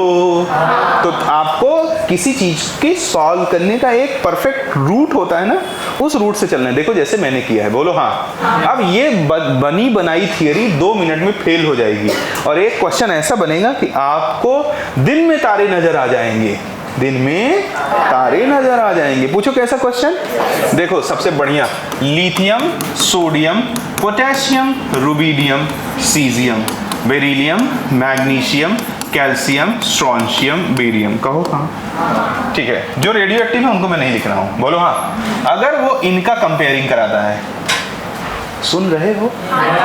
पक्का? ठीक हो। इनऑर्गेनिक की समस्याएं पहले फेस किए होंगे, और मेरा तुमसे एक प्रॉमिस है कि मैं तुम्हें 1/6 ऑफ सिलेबस मैच करा दूंगा। तो तुम्हें क्या लग रहा है कि हवाबाजी कर रहे हैं? Just wait and watch, let me finish the topic. प्रत्यक्ष को प्रमाण की जरूरत लगेगी क्या? पूरे सिलेबस का 1/6 मार्क्स निकाल दूंगा इसी एक यूनिट में से। अब 1/6 मार्क्स निकालने के लिए जो टीचिंग स्किल है, जो क्लास टीचिंग है, उसे एक्सेप्शनल करना पड़ेगा कि नहीं करना पड़ेगा? एक्सेप्शनल करने के लिए तुम्हें एक्सेप्शनली सुनना भी तो पड़ेगा। तो ध्यान देना, एक एक बात को ध्यान देना। देखो जैसे ही कोई कंपेयर करता है लिथियम, सोडियम, बेरिलियम, मैग्नीशियम, यहाँ कोई टेंशन नहीं, ये थर्ड पीरियड या सेकंड पीरियड, सोडियम और मैग्नीशियम बड़ा होगा लिथियम और बेरिलियम से, सोडियम बड़ा होगा मैग्नीशियम से, और लिथियम बड़ा होगा बेरिलियम से। कोई दिक्कत वाली बात नहीं है। तो दिक्कत वाली बात कहाँ है, अभी देखते जाओ, आता जाएगा। अगर किसी ने सोडियम, पोटेशियम और मैग्नीशियम और कैल्शियम को कंपेयर करा दिया, तो तुम क्या लिखोगे? पोटेशियम और कैल्शियम बड़ा है सोडियम और मैग्नीशियम से, पोटेशियम बड़ा है कैल्शियम से, सोडियम बड़ा है मैग्नीशियम से। यहाँ भी कोई दिक्कत वाली बात नहीं है। तो सवाल पैदा होता है सर है कहाँ? अब देखो कहाँ है, अभी पता लग जाएगा आपको। Calcium, potassium, rubidium, calcium, strontium. क्या बोला मैंने? इसमें क्या लिखोगे? रुबिडियम कॉमा स्ट्रोंशियम बड़ा है, फिर रुबिडियम बड़ा है स्ट्रोंशियम से, और पोटेशियम बड़ा है। वो गलत हो जाएगा। क्या हो जाएगा? कैसे? जो पोटेशियम है लल्ला, वो वो वो वो वो वो वो वो वो वो वो वो बेरियम से भी बड़ा होता है। क्या बोला? और बेरियम तो स्ट्रोंशियम के भी नीचे आ रहा है। पक्का? अब मान लो कि मेरी लंबाई इनकी लंबाई से बड़ी है और इनकी लंबाई इनकी लंबाई से बड़ी है, तो मैं इनसे छोटा हो गया, मैं इनसे बड़ा रहूंगा कि नहीं रहूंगा? तो स्ट्रॉन्शियम बेरियम स्ट्रॉन्शियम से बड़ा होता है और पोटेशियम बेरियम से भी बड़ा है, तो स्ट्रॉन्शियम से बड़ा नहीं होगा। सर क्या बोली सर, मैं समझा कि नहीं समझा? ठीक है, तो ये बहुत इंपॉर्टेंट है। कोई रीजन पे मत जाओ, रीजन अभी तुम्हें 2 मिनट में एड़ा बना दूंगा, सीधा इसको क्या करो, याद रखो, समझे क्या? बाकी रीजन जहां भी उल्टा आए तो वहां क्या बोलना पड़ेगा कि सील्डिंग इफेक्ट जबरदस्त हो गया, बोलो, ठीक है।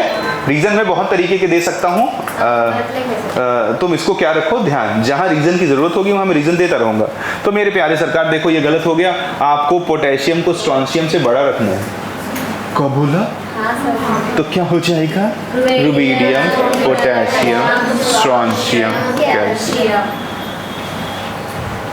चक्कर आ गया, ठीक है। अब जरा देखो, मान लो कोई दूसरा कॉम्बिनेशन देता है, ऐसे देखो, ऐसे दे देगा, ऐसे ऐसे ऐसे ऐसे ऐसे ऐसे ऐसे कर देगा, ऐसे तुमको मान लो दे दिया पोटेशियम, रुबिडियम और क्या दे दिया? Potassium, rubidium, calcium, strontium, barium. क्या दे दिया? Potassium, rubidium, calcium, strontium, barium. बोलो हाँ। तो इतना तो तुम्हें मालूम है, इन सब में सबसे बड़ा कौन है? पोटेशियम। थैंक गॉड, नहीं तो कहते हाँ सर पोटेशियम सबसे बड़ा कौन है? ये सबको क्लिक हो रहा है? ठीक है, ये क्लिक हो रहा है, इसका मतलब ध्यान से सुन रहे हो। अबे रुबिडियम पोटेशियम के नीचे है कि नहीं? तो समान ट्रेंड से टॉप टू बॉटम जाओगे तो जो नीचे होगा वो बड़ा होगा। तो सबसे बड़ा कौन है? रुबिडियम। रुबिडियम के बाद तुम्हारी उसके बाद ठीक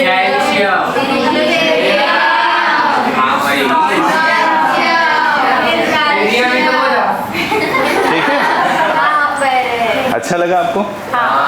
जबरदस्त चीज है, बहुत ही जबरदस्त चीज है। अभी मजा नहीं आया, अभी तो ये टीजर है, टीजर। क्या है? टीजर। अभी क्या आएगा? ट्रेलर। फिर क्या आएगा? मूवी। अब इतनी बात अगर आपको समझ में आई तो देखो होल्ड कितनी बात करनी पड़ेगी तुमको। होल्ड करनी पड़ेगी सबसे पहली बात कि एल्युमिनियम से छोटा है गैलियम। बोलो हाँ। उसके बाद दूसरी बात होल्ड करनी पड़ेगी, पोटेशियम बड़ा है, इसी में सब छुपा है। आगे की चीज दिमाग के दम पे की जा सकती है। 2 इंपॉर्टेंट बात बोला मैंने, तीसरी भी कुछ बोला क्या? ठीक है, 2 जबरदस्त इंपॉर्टेंट बात मैंने अभी तक बोला। ऐसी बहुत सारी बातें आने वाली हैं, हाँ, ऐसी बहुत बहुत बहुत सारी बातें आने वाली हैं। कोशिश करो कि क्लास में ही सब याद हो जाए। अब जरा सुनो ध्यान से, हम यहाँ जो भी वेरिएशन देख रहे हैं अच्छे बाबू, वो देख रहे हैं ग्रुप वाइज वेरिएशन। कैसा वेरिएशन? अभी तक सब हमने ग्रुप वाइज देखा, मैक्सिमम नहीं देखा। अब देखो ग्रुप वाइज वेरिएशन में एक बहुत बड़ा बवाल होने वाला है। क्या होने वाला है? वो बवाल कर दूं मैं? ठीक है, देखिए, अगर हम लोग बच्चों इसको देखें, science teacher, science teacher Vinita Kirmani मन पे को ना कॉपर। अगर मैं इसके नीचे लिख दूं यारी जरा निभा, मौत तक रुकावट राह में पड़े तो आग में कूद जा। अगर मैं इसके नीचे लिख दूं ला हफ्ता वरना रे OS इरफान और होगार्ड, और इसके नीचे अगर मैं लिख दूं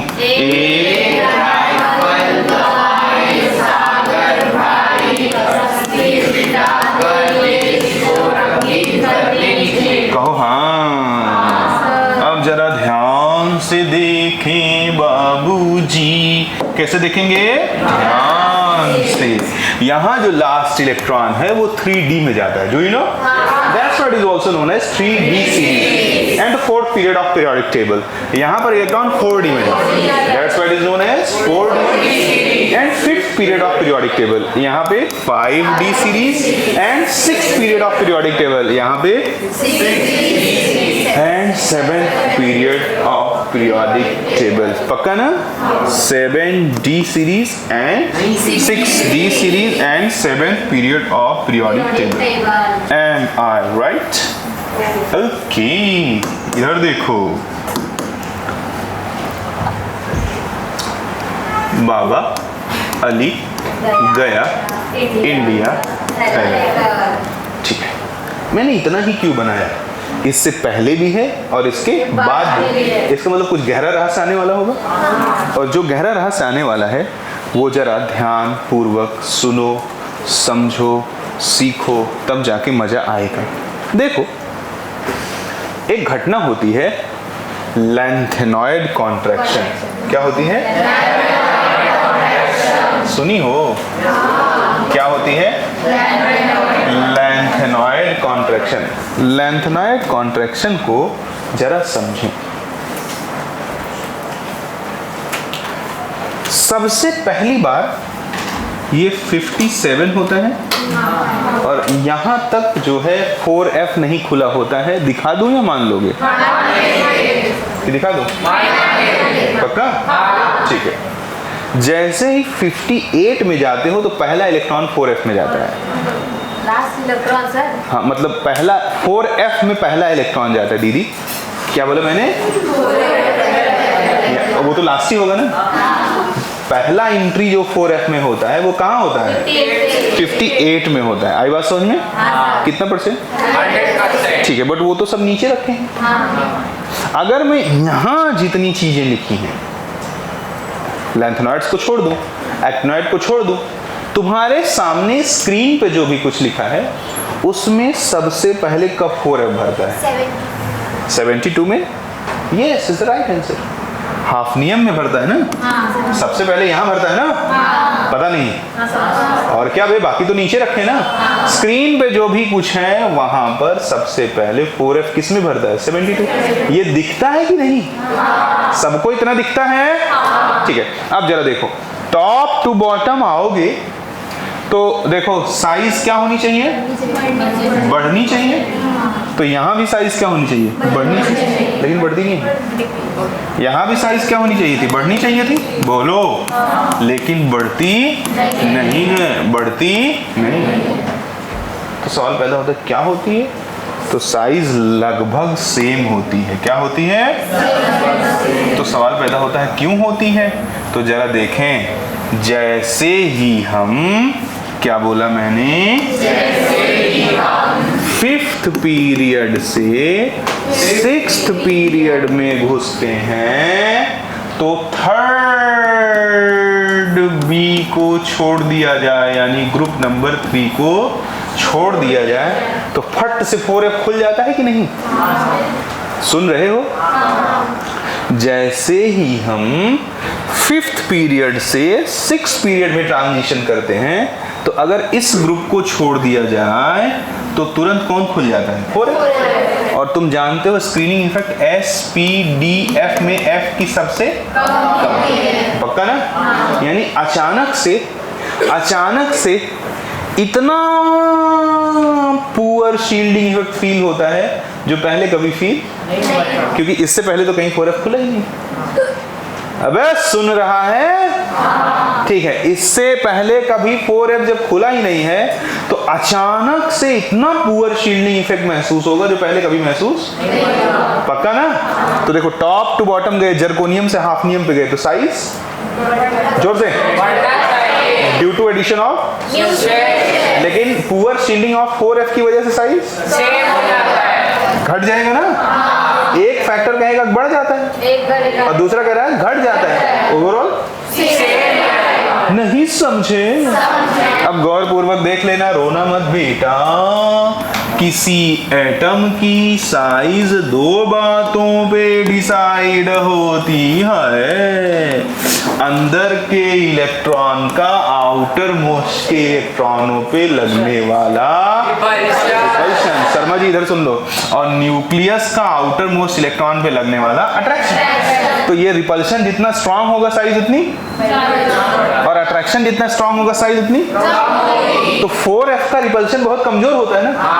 तो अचानक से सबसे पहले सबसे वीक शील्डिंग इफेक्ट महसूस करने वाला एलिमेंट कौन है? किन एलिमेंट्स में? जो स्क्रीन पे लिखा है।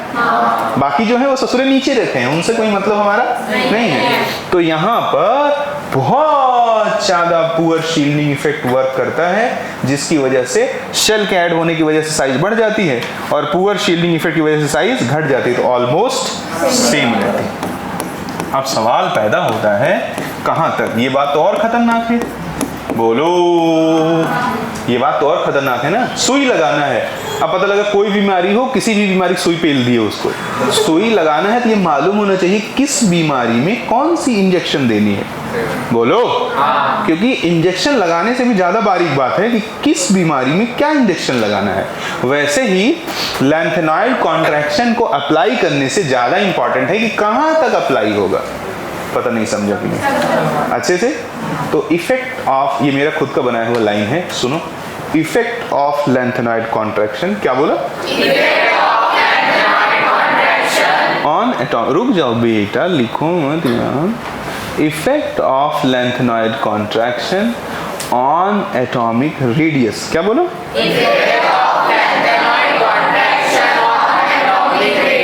is observed only till the group number 30.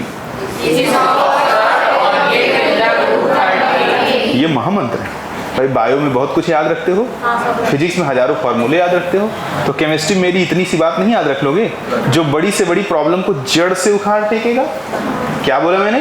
अभी लिखाता हूँ सब ना। Effect of lanthanoid contraction on atomic radius is observe only till the group number 30। यानी ये बात कहां तक चलती है? ग्रुप नंबर 30 तक। इसलिए देखो मैंने कहां तक बना रखा है? Group number 30। नहीं समझा? दो समान में भी समान होते हैं।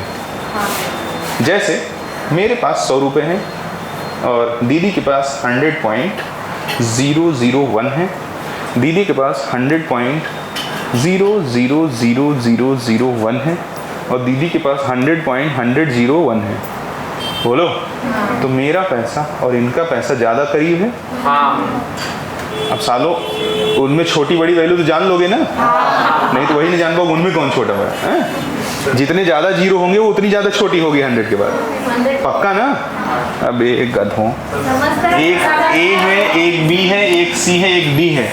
ए के पास 100 रुपया, बी के पास 100.01, सी के पास 100.001 और डी के पास 100.0001।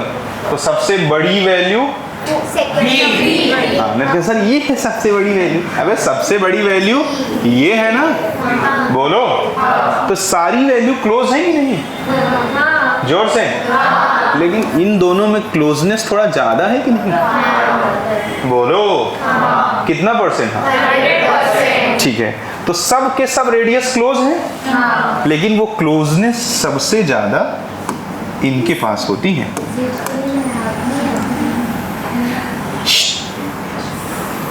ये टीसी है नहीं? बोलो, ठीक है। इसीलिए इनको केमिस्ट्री में केमिकल ट्विन्स के नाम से जाना जाता है। किसके नाम से?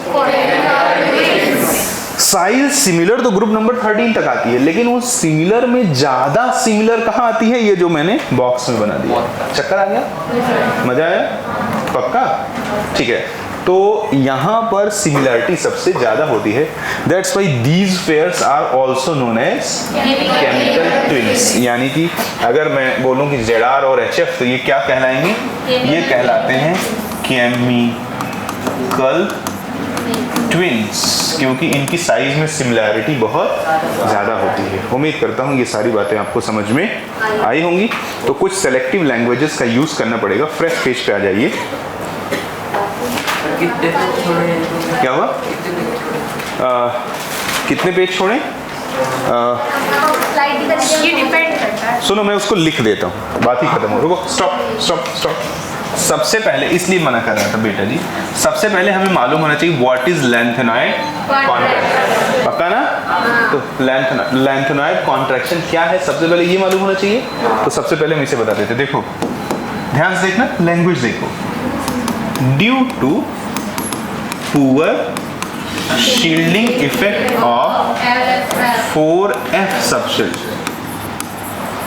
4F subshell, size of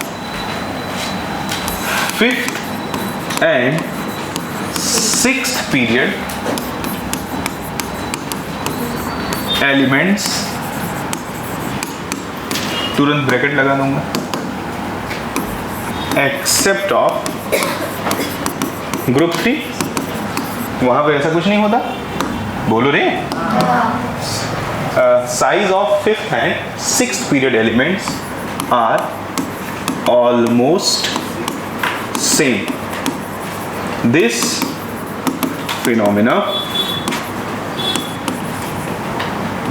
phenomenon in chemistry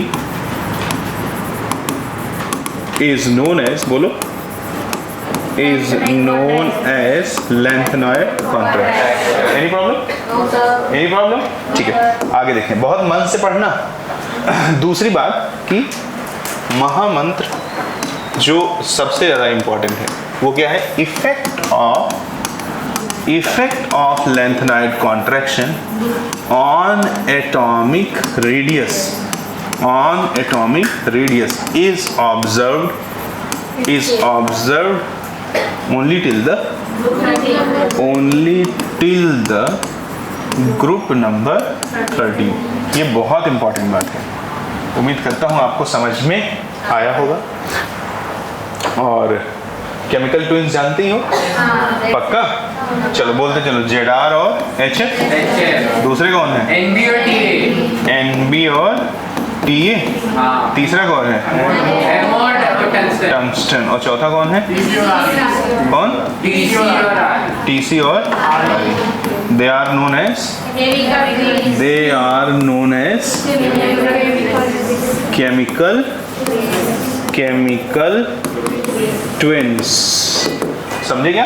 क्योंकि जो सिमिलैरिटी साइज में है, मैं इधर देखूं, तुम लोग आपस में बात करना, और मैं और टेढ़ा आदमी हूं, करो बात जितना करना हो। केमिकल ट्विंस, बोलो हाँ। बहुत टेढ़ी बात है ये बात एटॉमिक रेडियस की ज़्यादा से ज़्यादा 5 मिनट में ख़त्म हो सकती थी, और पहले पढ़ा होगा तो जानती होगी कि कितनी देर में ख़त्म हुई थी। तो ये बहुत इम्पॉर्टेंट है, क्या? टॉप टू बॉटम जो मूवमेंट हम लोग करते हैं, और जो ये सारी चीज़ें हैं। तो इसका मतलब, हाँ एक चीज़ और, अगर ग्रुप 3rd B में कौन कौन आ रहा है? 3rd B में आता है स्कैंडियम और यट्रियम और लैंथेनम और एक्टिनियम। तो कम से कम यहाँ कभी लैंथेनाइड कॉन्ट्रैक्शन मत लगाना, यहाँ साइज नॉर्मल चलेगी कि नहीं, क्योंकि यहाँ पर 4F सबसेल खुला ही नहीं होता है। तो 3rd B में नो LC टेक्स प्लेस, यहाँ पर कोई भी लैंथेनाइड कॉन्ट्रैक्शन होता ही नहीं। अब बताओ, समझा क्या? सारे पीरियड की ऐसी की तैसी कर दी गई कि नहीं? अभी ग्रुप 1 से ग्रुप 18 तक सब तो हो गया, आप क्या करोगे? बोलो, कहो गैरी। 6th और 7th पीरियड में एक्टिनाइड कॉन्ट्रैक्शन होता है, it is not the part of our syllabus, and lots of irregular variation takes place. We have to study only about the regular variation. समझे क्या? धरती के किसी बुक में कोई क्वेश्चन में नहीं मिलेगा ये, इनके बीच में कंपेयर। नहीं समझा? Actinide contraction is not the part of our syllabus. बोलो पक्का? वैसे पूछिए तो बता देता हूँ, बढ़ जाता है, थोड़ा सा ज़्यादा हो जाता है। Even actinide contraction take place होता है, फिर भी RF HF से बड़ा होता है। वैसे HF भी ZR से बड़ा होता है, तो क्या बड़ा होने पे कोई चीज़ बराबर नहीं हो सकता? मेरे पास 100 रुपया था, इनके पास 100.0000000000000000001 रुपया था, तो उनका पैसा मेरे से बड़ा है, बट एक्चुअली वो नहीं समझा? तो दो बड़ी चीज़ें ही आपस में बराबर हो सकती हैं। नहीं समझा? अच्छा लगा? पक्का? लेकिन मेरी बात अभी खत्म नहीं है। ये हमने किसके बारे में बात किया? ग्रुप वाइज वेरिएशन, जिसमें हमने जबरदस्त बातें देखी। क्या क्या? सबसे पहले हमने देखा कि एल्युमिनियम ससुरा बड़ा होता है, फिर देखा हमने फिर हमने देखा लैंथेनाइड कॉन्ट्रैक्शन, ये तो अलगे बवासीर था, बोलो। फिर हमने देखा लैंथेनाइड कॉन्ट्रैक्शन कहाँ तक लगता है? ग्रुप 13। कहाँ से लगता है? ग्रुप 4 से ग्रुप 13 तक। अब ये सब बहुत खतरनाक बात है। जब मैंने बोला था कि धांसू पढ़ाऊंगा तो कुछ लोग पीछे से ऐसे करे। अभी देखो कैसे पढ़ाता हूं। चौथी बात मैंने बताया केमिकल ट्विन्स। ये 4 बातें अभी तक ऐसी हैं जो तुमको बिल्कुल याद होनी चाहिए। देखो एक सिस्टम है, मेरे पास कुछ है केवल मेरी समझ है। एक सिस्टम होना चाहिए, उस सिस्टम के दम पे हम सबको ठंडा कर देंगे। अब अगर इतनी बात हो गई तो अब तो हम लोग पढ़ेंगे पीरियोडिक वेरिएशन। कौन सा वेरिएशन? तो चलो अब पीरियोडिक वेरिएशन पढ़ देते हैं। एक बार सोच लेता हूँ, कुछ और तो नहीं बच रहा है? नहीं, कुछ नहीं बच रहा है। अब हम लोग क्या पढ़ेंगे? Periodic variation. क्या पढ़ेंगे? नहीं, बच रहा है।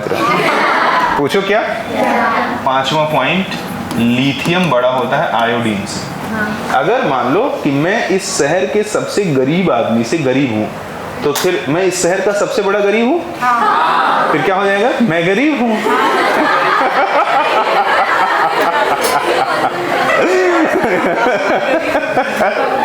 देखा उस चूतिए को आप लोगों ने?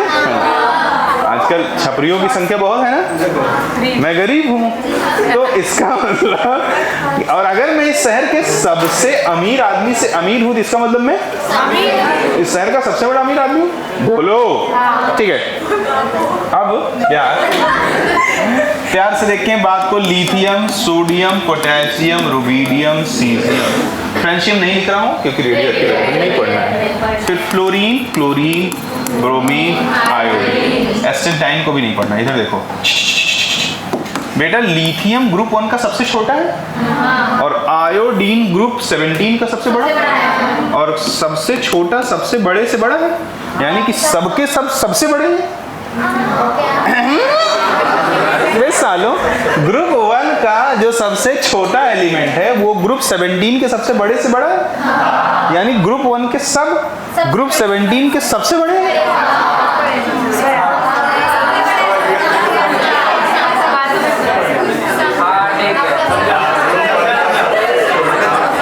ग्रुप 1 का सबसे छोटा एलिमेंट ग्रुप 17 के सबसे बड़े एलिमेंट से बड़ा है, यानी ग्रुप 1 के सभी एलिमेंट ग्रुप 17 के सभी एलिमेंट से बड़े हैं। तो कहीं भी कंपेयर करना हो तो तुम तड़तड़ा के बड़ा कर देना, बिल्कुल कॉन्फिडेंट रहना। मेरा आशीर्वाद तुम्हारे साथ चलेगा। अब नहीं करूंगा। लिथियम, ओके, देख,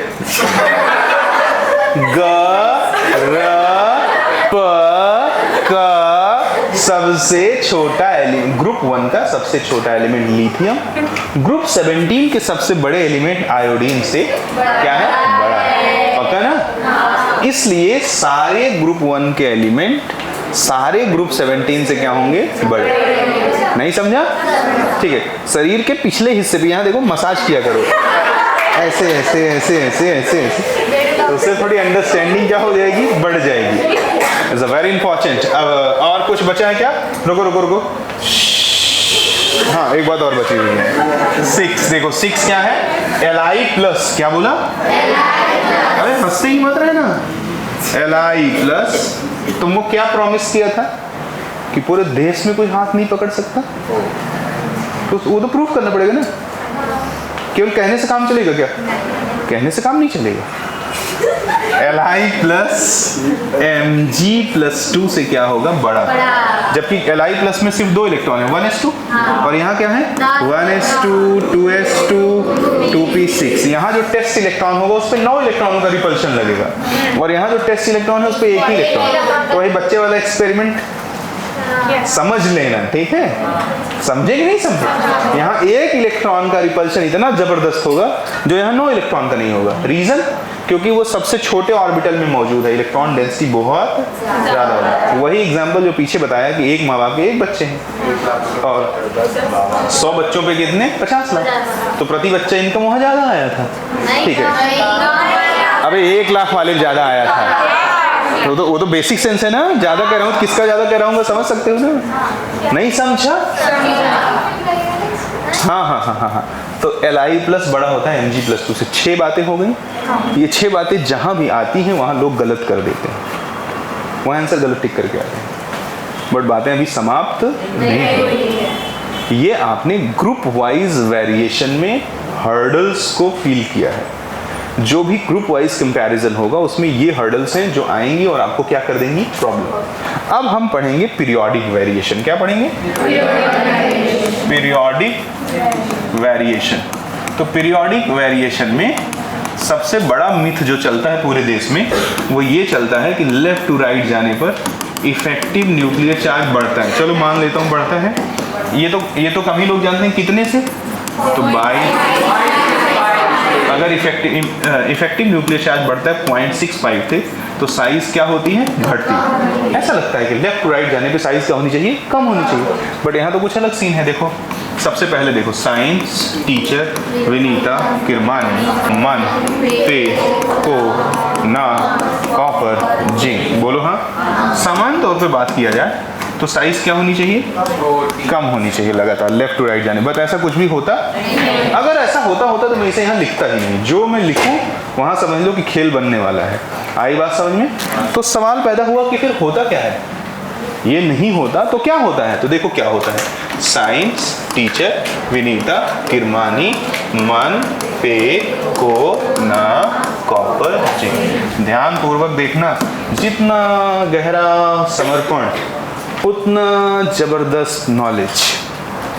देखो यहाँ से यहाँ तक तो साइज क्या होती है, घटती है। क्या होती है? ये भी गलत, ये भी वैसे गलत है, ये भी वैसे गलत है। ध्यान से बता देता हूँ। मैग्नीज क्रोमियम से भी बड़ा होता है और आयरन से भी। बहुत ज़बरदस्त बात है, फंसा देगा आके कहीं भी आपको। मैग्नीज क्रोमियम से भी बड़ा होता है और आयरन से भी बड़ा होता है। फिर आयरन कोबाल्ट निकिल आपस में लगभग सेम चीजें क्या बड़ी नहीं हो सकती? अब 100 बार बता चुका हूं, अब तो तुम्हारे पास सेंस होगा ना।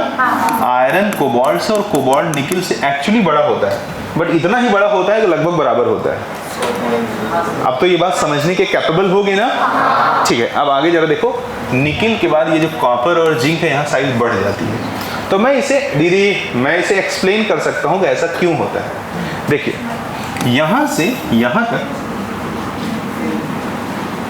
लेफ्ट टू राइट जाने पर एक इलेक्ट्रॉन भी बढ़ रहा है और एक इलेक्ट्रॉन के बढ़ते से एक प्रोटॉन भी बढ़ जाएगा, क्योंकि एटॉमिक नंबर बढ़ता है ना।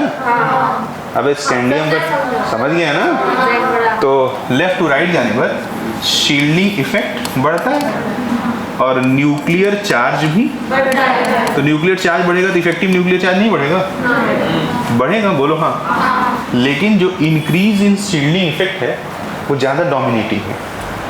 सॉरी, इंक्रीज इन जो इफेक्टिव न्यूक्लियर चार्ज है वो ज़्यादा डोमिनेटिंग है, इसलिए साइज क्या हो गई, कम हो गई। ये जरा देखो, मैंने इनको बॉक्स में ले रखा। कहाँ से कहाँ तक? यहाँ तक। थोड़ा बॉक्स सुंदर बना देता। ये नहीं, ये कहाँ से आ गया? नहीं है। सॉरी थांबा। ये है।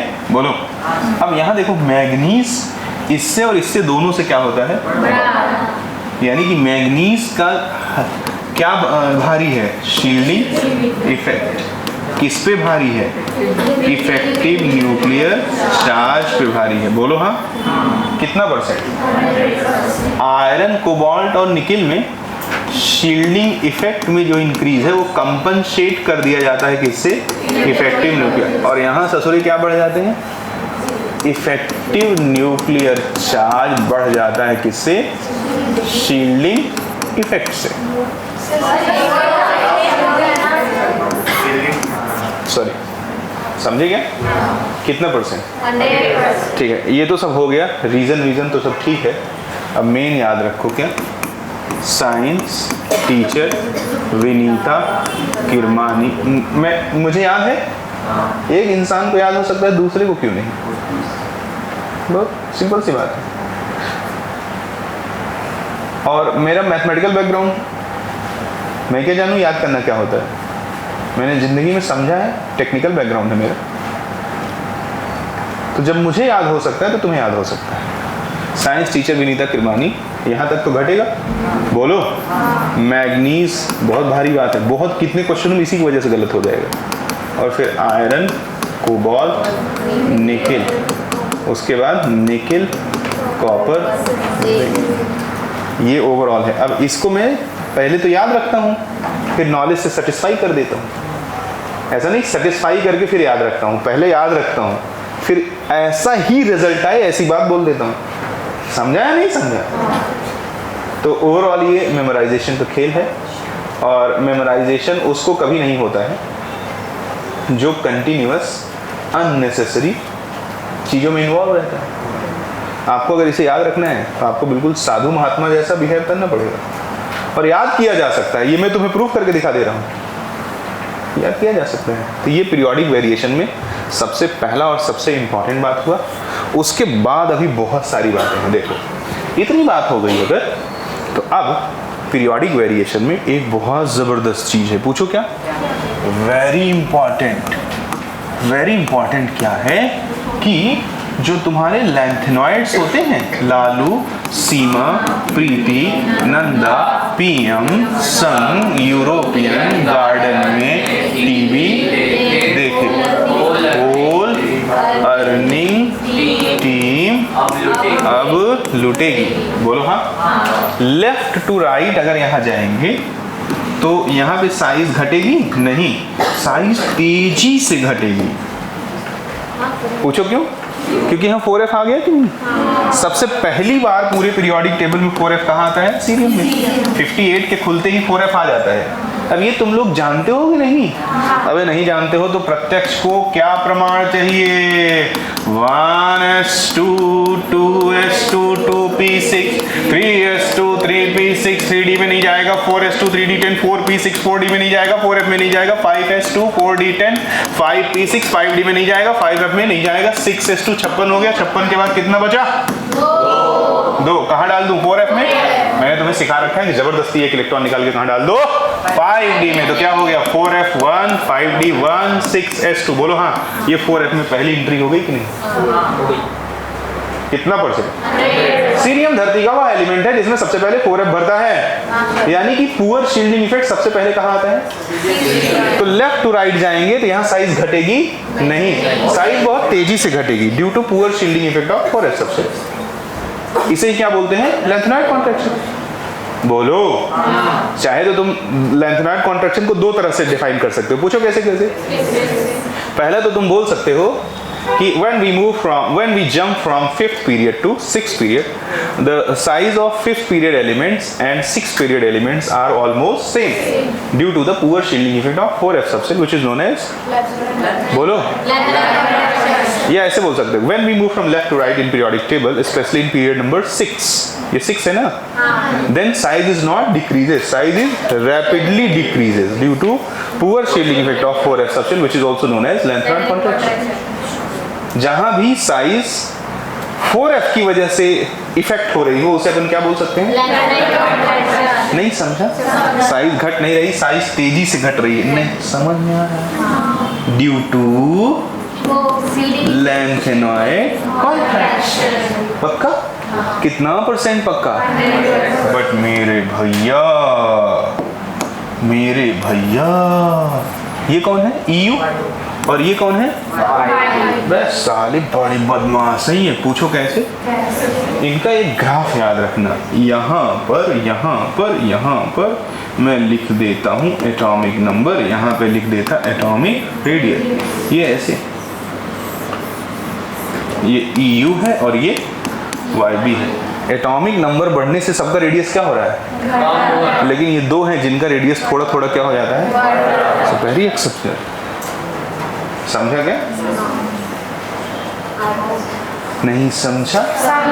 रीजन भी मैं जानता हूँ बट जानता, याद रखो EU और YB की साइज क्या हो जाती है थोड़ी सी। अब देखो ये हमने M के लिए बनाया, फॉर M किसको रिप्रेजेंट कर रहा है? लैंथेनॉइड्स को। अब मैं ये M+3 के लिए बना रहा हूँ, यानी सबके आउटर मोस्ट शेल के तीनों इलेक्ट्रॉन निकाल दिए। अब M+3 के लिए जब बनाता हूँ तो एटॉमिक रेडियस और एटॉमिक नंबर के बीच का जो ग्राफ है कंटिन्यूअस घटता है, यानी वहाँ पे कोई भी इरेगुलर वेरिएशन नहीं है। समझा दूँ या रटोगे? रट लो तो ज़्यादा अच्छा है। वैसे अब सुन ही लो एक लाइन।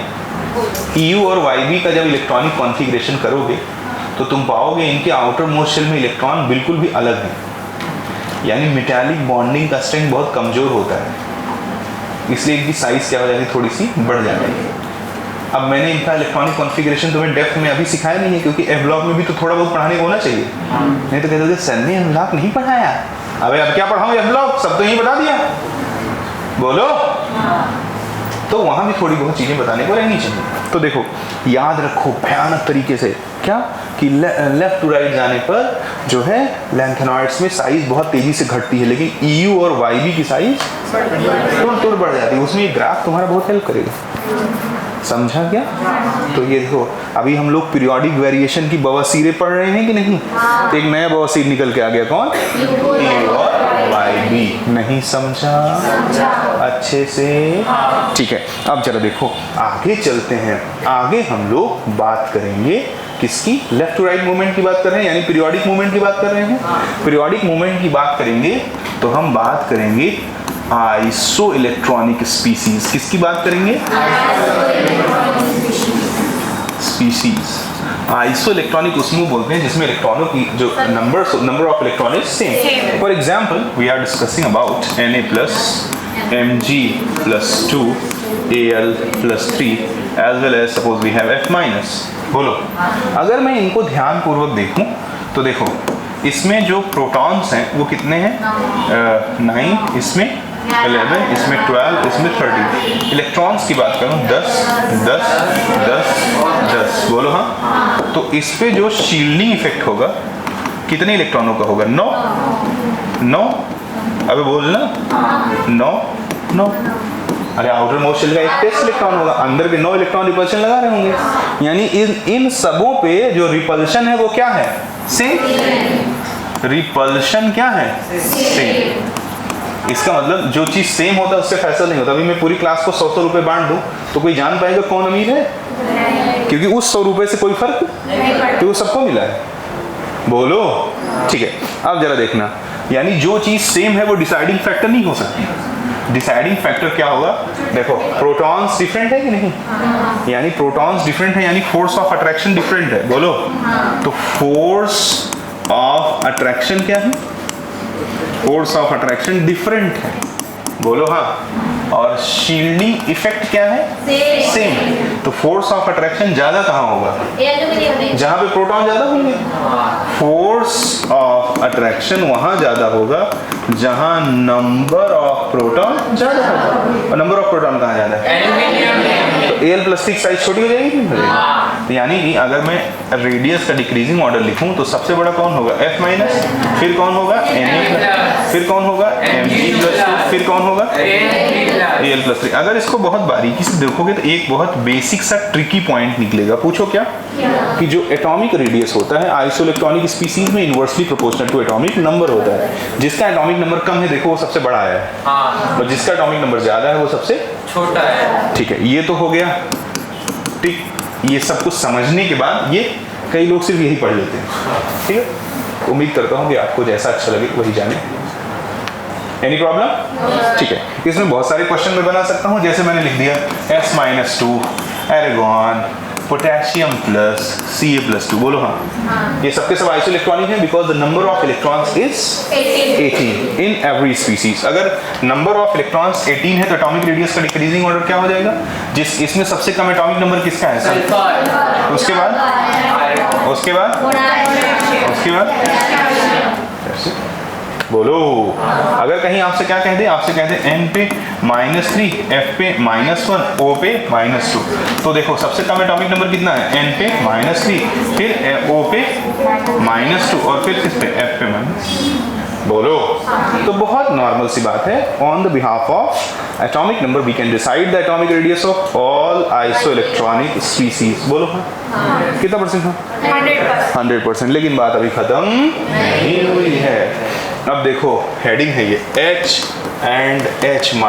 क्या ये कौन सी हेडिंग ले आ दी है? सर जी। तो देखो सर जी कौन सी हेडिंग ले आ दी है? H and H- को समझने से पहले मैं तुम्हें कुछ बताना चाहता हूँ। पूछो क्या बताना चाहता हूँ? देखें कई बार सेम एलिमेंट पे चार्ज बदलता है।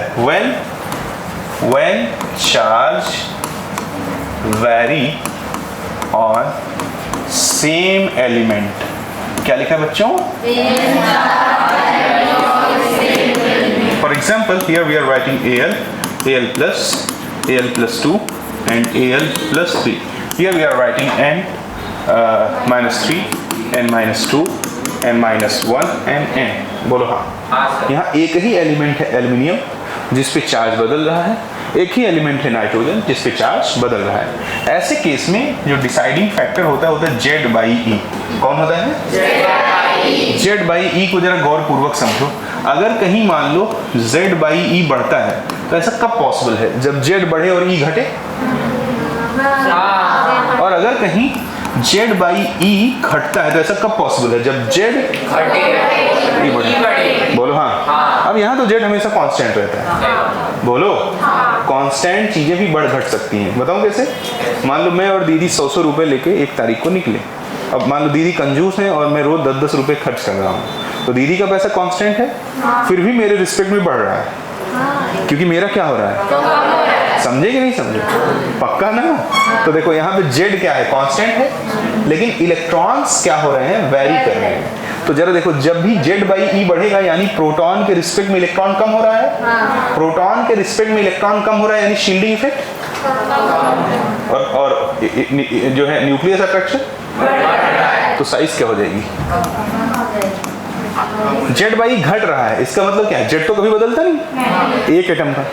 बोलो यानी कि in the respect of number of proton the number of electron is increases, और नंबर ऑफ इलेक्ट्रॉन बढ़ेगा तो शील्डिंग इफेक्ट बढ़ेगा, तो न्यूक्लियस अट्रैक्शन पक्का ना, तो साइज बढ़ जाएगी, तो यहाँ रेडियस बढ़ जाएगा। अब जरा देखिए, यहाँ पे मैं लिख देता हूँ मेरे प्यारों Z और यहाँ पे E और यहाँ पे Z/E। कहो हाँ।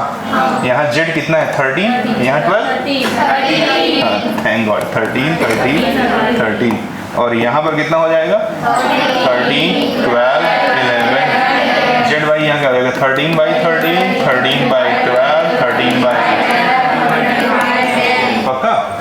यानी कि देखो 13 और नीचे देखो घट रहा है। जब नीचे घटेगा तो यानी कि इधर से इधर जाने पर Z/E क्या हो रहा है? बढ़ रहा है, और Z/E बढ़ेगा तो साइज कम होगा। यानी सबसे छोटा कौन है? AL plus 3, और सबसे बड़ा कौन है? यानी AL सबसे बड़ा, फिर AL प्लस, फिर AL plus 2 और फिर AL plus 3। कितना %? इसी को केमिस्ट्री में कोई एड़ा बना देता है आपको कि जब किसी एलिमेंट पे पॉजिटिव चार्ज बढ़ेगा तो साइज घटेगा। हाँ या ना? बोलो, जब किसी एलिमेंट पे क्या बढ़ेगा? पॉजिटिव चार्ज बढ़ेगा तो साइज घटेगी। नहीं समझा? ठीक है, तो मेरे प्यारे सरकार, राज ये नहीं था, राज कुछ और है। राज थोड़ी देर में आएगा। When positive charge increases on any species या atom, size continuously decreases। बोलो हाँ। अब यहाँ जरा देखो, यहाँ पे ये Z है 7, 7, 7, 7। E कितना हो गया? 7, 8, 9। तो Z/E कितना हो जाएगा? 7/7, 7/8। पक्का? इसका मतलब कि जब हम इधर से इधर जा रहे हैं, देखो ऐसे एरो बना देते हैं, तो Z/E क्या हो रहा है? बढ़ रहा है ना। अब Z कांस्टेंट है, E घट रहा है। पक्का? ठीक है, Z/E बढ़ रहा है तो रेडियस क्या होगा? कम हो जाएगा। यानी कौन सबसे बड़ा है? n-3। उसके बाद फिर, इसलिए केमिस्ट्री में कभी कभी कह देते हैं एड़ा बनाने के लिए कि नेगेटिव चार्ज बढ़ेगा तो साइज बढ़ेगी। सेम एलिमेंट की बात कर, समझ लगा? पक्का ना? कितना %? ये भी नहीं बताना था मुझे। H- जो है इसका Z कितना है? 1। चक्कर आ गया? E कितना है? 2। तो Z/E कितना हो जाएगा? 0.5। अबे साला, इतना कम Z/E मैंने तो आज तक देखा ही नहीं कभी। तुमने देखा क्या? इधर देखो जेड वाई कितना आ रहा था 1, यहाँ 1 point something, 1 point something, 1 point something, सबसे छोटा 1 था। बोलो बे। यहाँ जरा देखो कितना आ रहा था 1, और ये 1 से जस्ट छोटा, 1 से जस्ट छोटा, ये कितना आ रहा था 0.7, यानी जो भी वैल्यूज थी वो 0.7 से छोटी थी। 0.7 से छोटी तो मैंने आज तक ना देखी। यहाँ क्या देख लिया मैंने, कुछ ज्यादा ही छोटा है।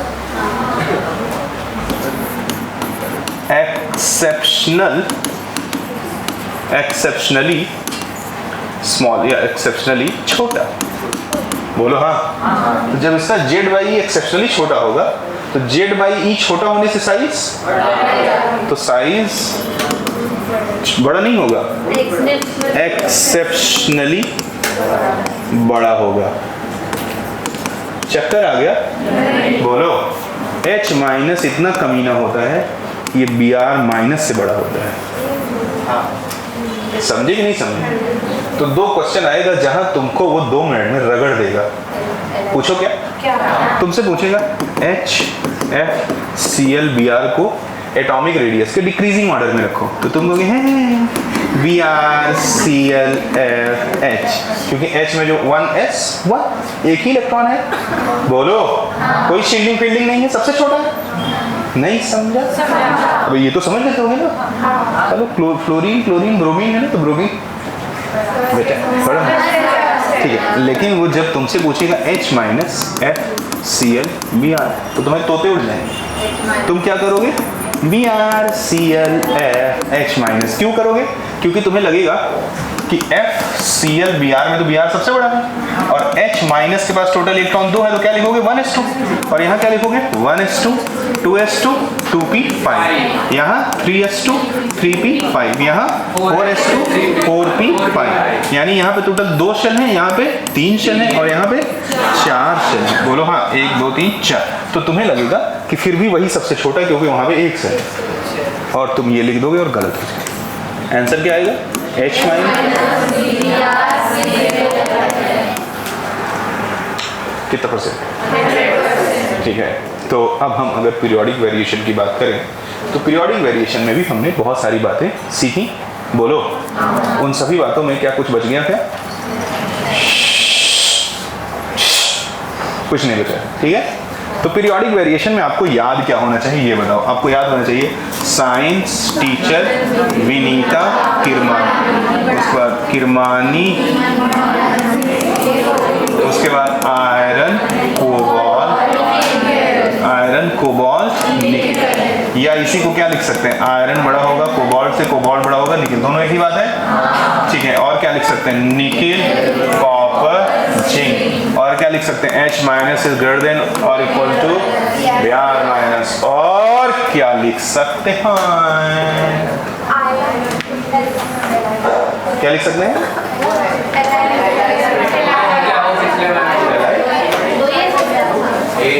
लो पीरियोडिक EU और YB थोड़ी सी बढ़ जाती है। बोलो हाँ, पक्का ना? और क्या सीखा periodic variation? Li periodic variation में वो तो ग्रुप वाले में था ना, तो आइसोइलेक्ट्रॉनिक हो गया, सब कुछ हो गया, कुछ बचा क्या? अब क्या बचा होगा सर? मतलब जो निकल है वो 3rd पीरियड में छोटा एलिमेंट है।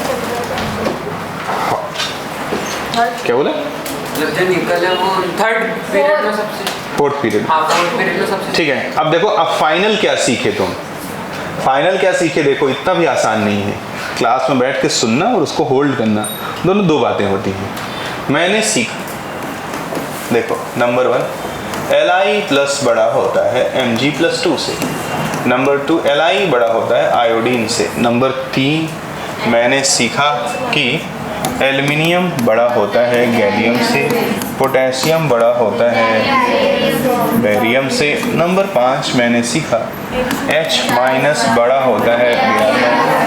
नंबर 6 मैंने सीखा आयरन कोबाल्ट निकेल आपस में बराबर होते हैं। नंबर 7 मैग्नीज क्रोमियम से बड़ा होता है और आयरन से भी बड़ा होता है। नंबर 8 मैंने सोचा EU और वाई भी लेफ्ट टू राइट जाने पे थोड़ा सा बढ़ जाते हैं। नंबर 9 मैंने क्या सीखा? लेंथनाइड कॉन्ट्रैक्शन सीखा। कहाँ से चलता है? ग्रुप 4 से ग्रुप 13 तक। और क्या सीखा मैंने? नंबर 10 केमिकल ट्विंस सीखा। Very good. और क्या सीखा? और कुछ सीखा क्या? हाँ, निकिल कॉपर जिंक में कौन बड़ा होगा? बोलो हाँ। और एक 10वीं बात जान लो, अपने 12वीं बात, अपने पीरियड में जो इनर्ट गैस होता है वो क्या होता है? बड़ा। जैसे मान लो आपके पास आ गया कौन? फ्लोरीन और नियॉन, तो कौन बड़ा होगा? क्योंकि फ्लोरीन का क्या नापते हैं? कोवैलेंट रेडियस, और नियॉन का वैन डेर वाल्स। इसी तरह से बाकियों में टाका भिड़ा लोगे? पक्का? ठीक है, तो ये 12 बातें मैंने तुम्हें दिया। अब कोई माई का लाल इस धरती पे कोई भी किताब हो, कोई भी मॉड्यूल हो, जाओ ले आओ और कोई भी क्वेश्चन उठा लो एटॉमिक रेडियस का। एक भी क्वेश्चन में आपको प्रॉब्लम नहीं होगी। सर हाइड्रोजन और हीलियम कौन बड़ा होता है?